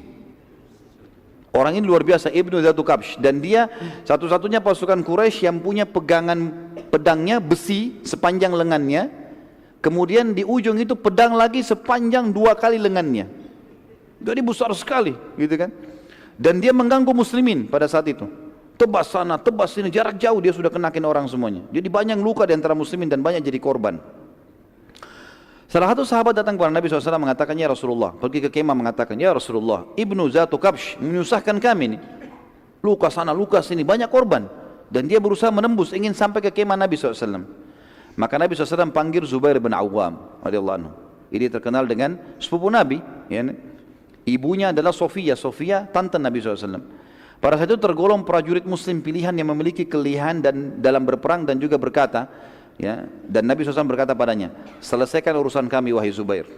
Dan ini termasuk strategi perang teman-teman sekalian, berikan semua pekerjaan pada ahlinya. Jangan semua orang ditugaskan tugas yang sama, tidak. Ada yang ahli perang tanding, ya dia maju. Ada yang ahli strategi memanah di tempat panah, ya. Ada yang menunggang kuda, dia harus masing-masing pada tempatnya. Di sini Nabi SAW tidak pilih sembarangan sahabat, dipilih Zubair. Zubair memang jeli. Di antara kejelian Zubair, dia sangat cepat menebaskan pedang dan sangat jeli pada saat melemparkan tombak. Kalau sasarannya di titik A, di titik itu kena. Jadi tepat sekali orangnya. Zubair berkata, aku pun lalu mendekati Ibnu Kabsh, mencari mana ini, poinnya di mana nih supaya dia bisa kena gitu. Maka keliling, dia bilang, saya kelilingi Ibnu Kabsh dan saya tidak temukan celah. Matanya saja semua besi. Di tombak pun bisa tombaknya terpental. Karena zaman dulu mereka meletakkan di bawah besi itu ada semacam kalau kita karet sekarang, tapi dari kulit hewan, sehingga kulit baru baju besi, jadi nggak bisa mental gitu kan. Maka kata Zubair radhiyallahu anhu, pada saat aku sedang berhadapan dengannya, aku melihat celah itu hanya 2 matanya dan diantaranya. Maka aku pun berdiri di atas kudaku, lalu aku melempar tombak sehingga menembus di antara 2 matanya dan tembus di kepalanya bagian belakang. Matilah Ibnu Abu Kabsh, dan pada saat dia mati, pada saat itu pasukan Quraisy sempat terpukul karena ini orang terkuatnya. Dan bagaimana Zubair naik di atas kuda kan kelihatan, orang-orang pada lihat, dan dia melempar dengan sangat jeli sehingga menembus di antara 2 matanya. Artinya kalau kena bagian kepala segala mungkin masih bisa mental. Tapi di sini bagaimana kejelian Zubair radhiyallahu anhu. Dan ini teman-teman sekalian tentu tidak bisa kita lanjutkan semuanya karena cukup panjang bahasan, dan ini masih banyak yang akan kita sampaikan berhubungan dengan masalah peperangan ini. Dan insya Allah kita akan lanjutkan lagi pada pertemuan kita akan datang karena masih panjang, masih ada peperangan-peperangan, masih ada korban-korban, kisah unik bagaimana terbunuhnya Abu Jahal, bagaimana Umayyah bin Khalaf terbunuh, panjang lebar cerita masa ini, dan juga pelajaran yang diambil dari perang Badar sendiri. Lalu kemudian bagaimana keadaan Mekah pada saat Badar dikalahkan orang-orang Quraisy, dan bagaimana keadaan Madinah pada saat juga pasukan muslimin telah menang. Allahu a'lam. Mungkin sampai sini tentu teman-teman sekalian. Ini pakai pertanyaan atau besok aja? Baik, karena melihat waktu teman-teman sekalian sudah setengah 10 malam, insya Allah besok kalau ada yang punya pertanyaan bisa disampaikan di subuh hari, karena kita masih dalam tema yang sama, Anda bertanya kami menjawab, insya Allah kita akan jawab sesuai dengan apa yang saya ketahui tentunya. Mungkin begitu saja, kita berdoa kepada Allah SWT, semoga bahasan kita hari ini bermanfaat buat kita semua, dan dijadikan sebagai tambahan amal kita pada hari kiamat, dan juga semoga saja Allah Subhanahu wa taala memaafkan semua kesalahan kita dengan kemahamurahannya dan menggantikan menjadi pahala, dan kita mendoakan agar seluruh wilayah di Indonesia dari jajaran pemerintahan sampai masyarakat umumnya agar semuanya kembali kepada Islam dan Al-Qur'an dan Sunnah, dan semoga Indonesia menjadi contoh bagi negara-negara yang lain. Dan kita mendoakan agar Jakarta diberikan pemimpin yang adil, yang muslim, kembali kepada Al-Qur'an dan Sunnah, dan jangan sampai muslim dipimpin oleh orang-orang yang malah memerangi Islam. Dan kita mendoakan saudara kita di Palestina, di Syria, di Yaman, di Irak, di Myanmar, di Ahsa, dimanapun mereka berada sedang terlibat, semoga Allah ikhlaskan niat mereka, terima para syuhada mereka, mulakan Islam di tangan mereka dan tangan kita semua, dan semoga Allah partisipasikan kita bersama mereka di pahala, baik dengan doa, harta, juga dengan jiwa kita. Dan semoga Allah dengan kemahamurahannya menyatukan kita semua di surga firdausnya tanpa hisab, sebagaimana disatukan kita di majlis ilmu yang mulia ini. Tentu teman-teman sekalian, sebelum kafaratul majlis, saya mengingatkan kembali untuk teman-teman kembali kepada pengajian kami di YouTube dengan cara sistematis. Sistematis artinya ikutin perkajian. Hari Senin bisa bahas masalah Minhajul Muslim misalnya. Hari Selasa bisa kembali kepada Bulughul Maram kalau mau belajar fikih. Minhajul Muslim banyak bicara masalah akidah. Hari Rabu bisa belajar sirah misalnya, mengikutinya. Hari Kamis bisa belajar mahkota pengantin, masalah rumah tangga. Hari Jumat bisa belajar misalnya masalah hadis, ada Riyadhus Shalihin dan hadis qudsi, ada 2 bahasan kitab. Hari selanjutnya bisa dibahas masalah al-kabair, dosa-dosa besar. Selanjutnya lagi hari Ahadnya, Sabtu tadi dosa-dosa besar, hari Ahadnya bisa dibahas masalah nawaqidul iman atau pembatal keislaman. Jadi sistematis. Teman-teman jangan cuma ketik Khalid Basalamah, apa yang muncul lalu didengar. Ini sayang, manfaat insya Allah tapi sayang. Tidak sistematis. Harapan saya adalah bagaimana kitab yang kami bedah itu bisa tuntas. Dan insya Allah berita yang lain adalah sirah ini kita akan terbitkan insya Allah dalam beberapa jilid, dan mungkin 3-4 jilid. Berikut kami usahakan insya Allah kalau Allah mudahkan, mungkin kalau ada yang bisa ditangkap dengan foto, misalnya lokasi perang Uhud, lokasi perang Badr, bisa ditangkap dengan foto, kami akan letakkan nanti dalam bukunya supaya lebih jelas insya Allah. Dan beberapa strategi peperangan Nabi SAW dengan anak-anak panah sehingga bisa jelas, oh seperti ini peperangannya dan seterusnya. Ini akan kami lakukan. Kemudian juga kami akan sampaikan teman-teman sekalian, di Jakarta lagi ada pembangunan Islamic Center, dan kami berharap partisipasi kaum muslimin, baik itu secara materi ataupun tentu doa juga enggak masalah. Yang jelas kami berharap bisa dibantu untuk itu, dan ini untuk kebaikan akhirat kita tentu semuanya. Di Islamic Center ada masjid yang diharapkan jadi masjid jami' dan tempat tersebarnya sunnah Nabi SAW. Dalamnya ada kampus dan 2 program. Yang pertama strata S1, teman-teman tamatan SMA kita akan sekolahkan gratis. Mereka tinggal asrama 4 tahun, mereka tamat, mereka akan hafal 30 juz Al-Quran dengan 1000 hadis. Kemudian ada kelas tadribud du'at 2 tahun khusus pelatihan da'i. Ini juga gratis, mereka tinggal teman-teman yang mau terjun di da'i atau sudah jadi da'i tentunya, di dakwah dan sudah menjadi da'i, atau mau jadi da'i, kami latih juga atau dibina selama 2 tahun, insya Allah dengan target yang sama. Hafal 30 syair Quran dengan juga menghafal 1000 hadis. Harapannya seperti itu, dan insya Allah juga di dalam situ ada studio KHB yang alhamdulillah sekarang sudah ada kurang lebih 600 ceramah, dan target kami insya Allah sampai ribuan ceramah. Mudah-mudahan bisa bermanfaat bagi umat, dan ini juga bisa mengaji amal jariah buat kita semua.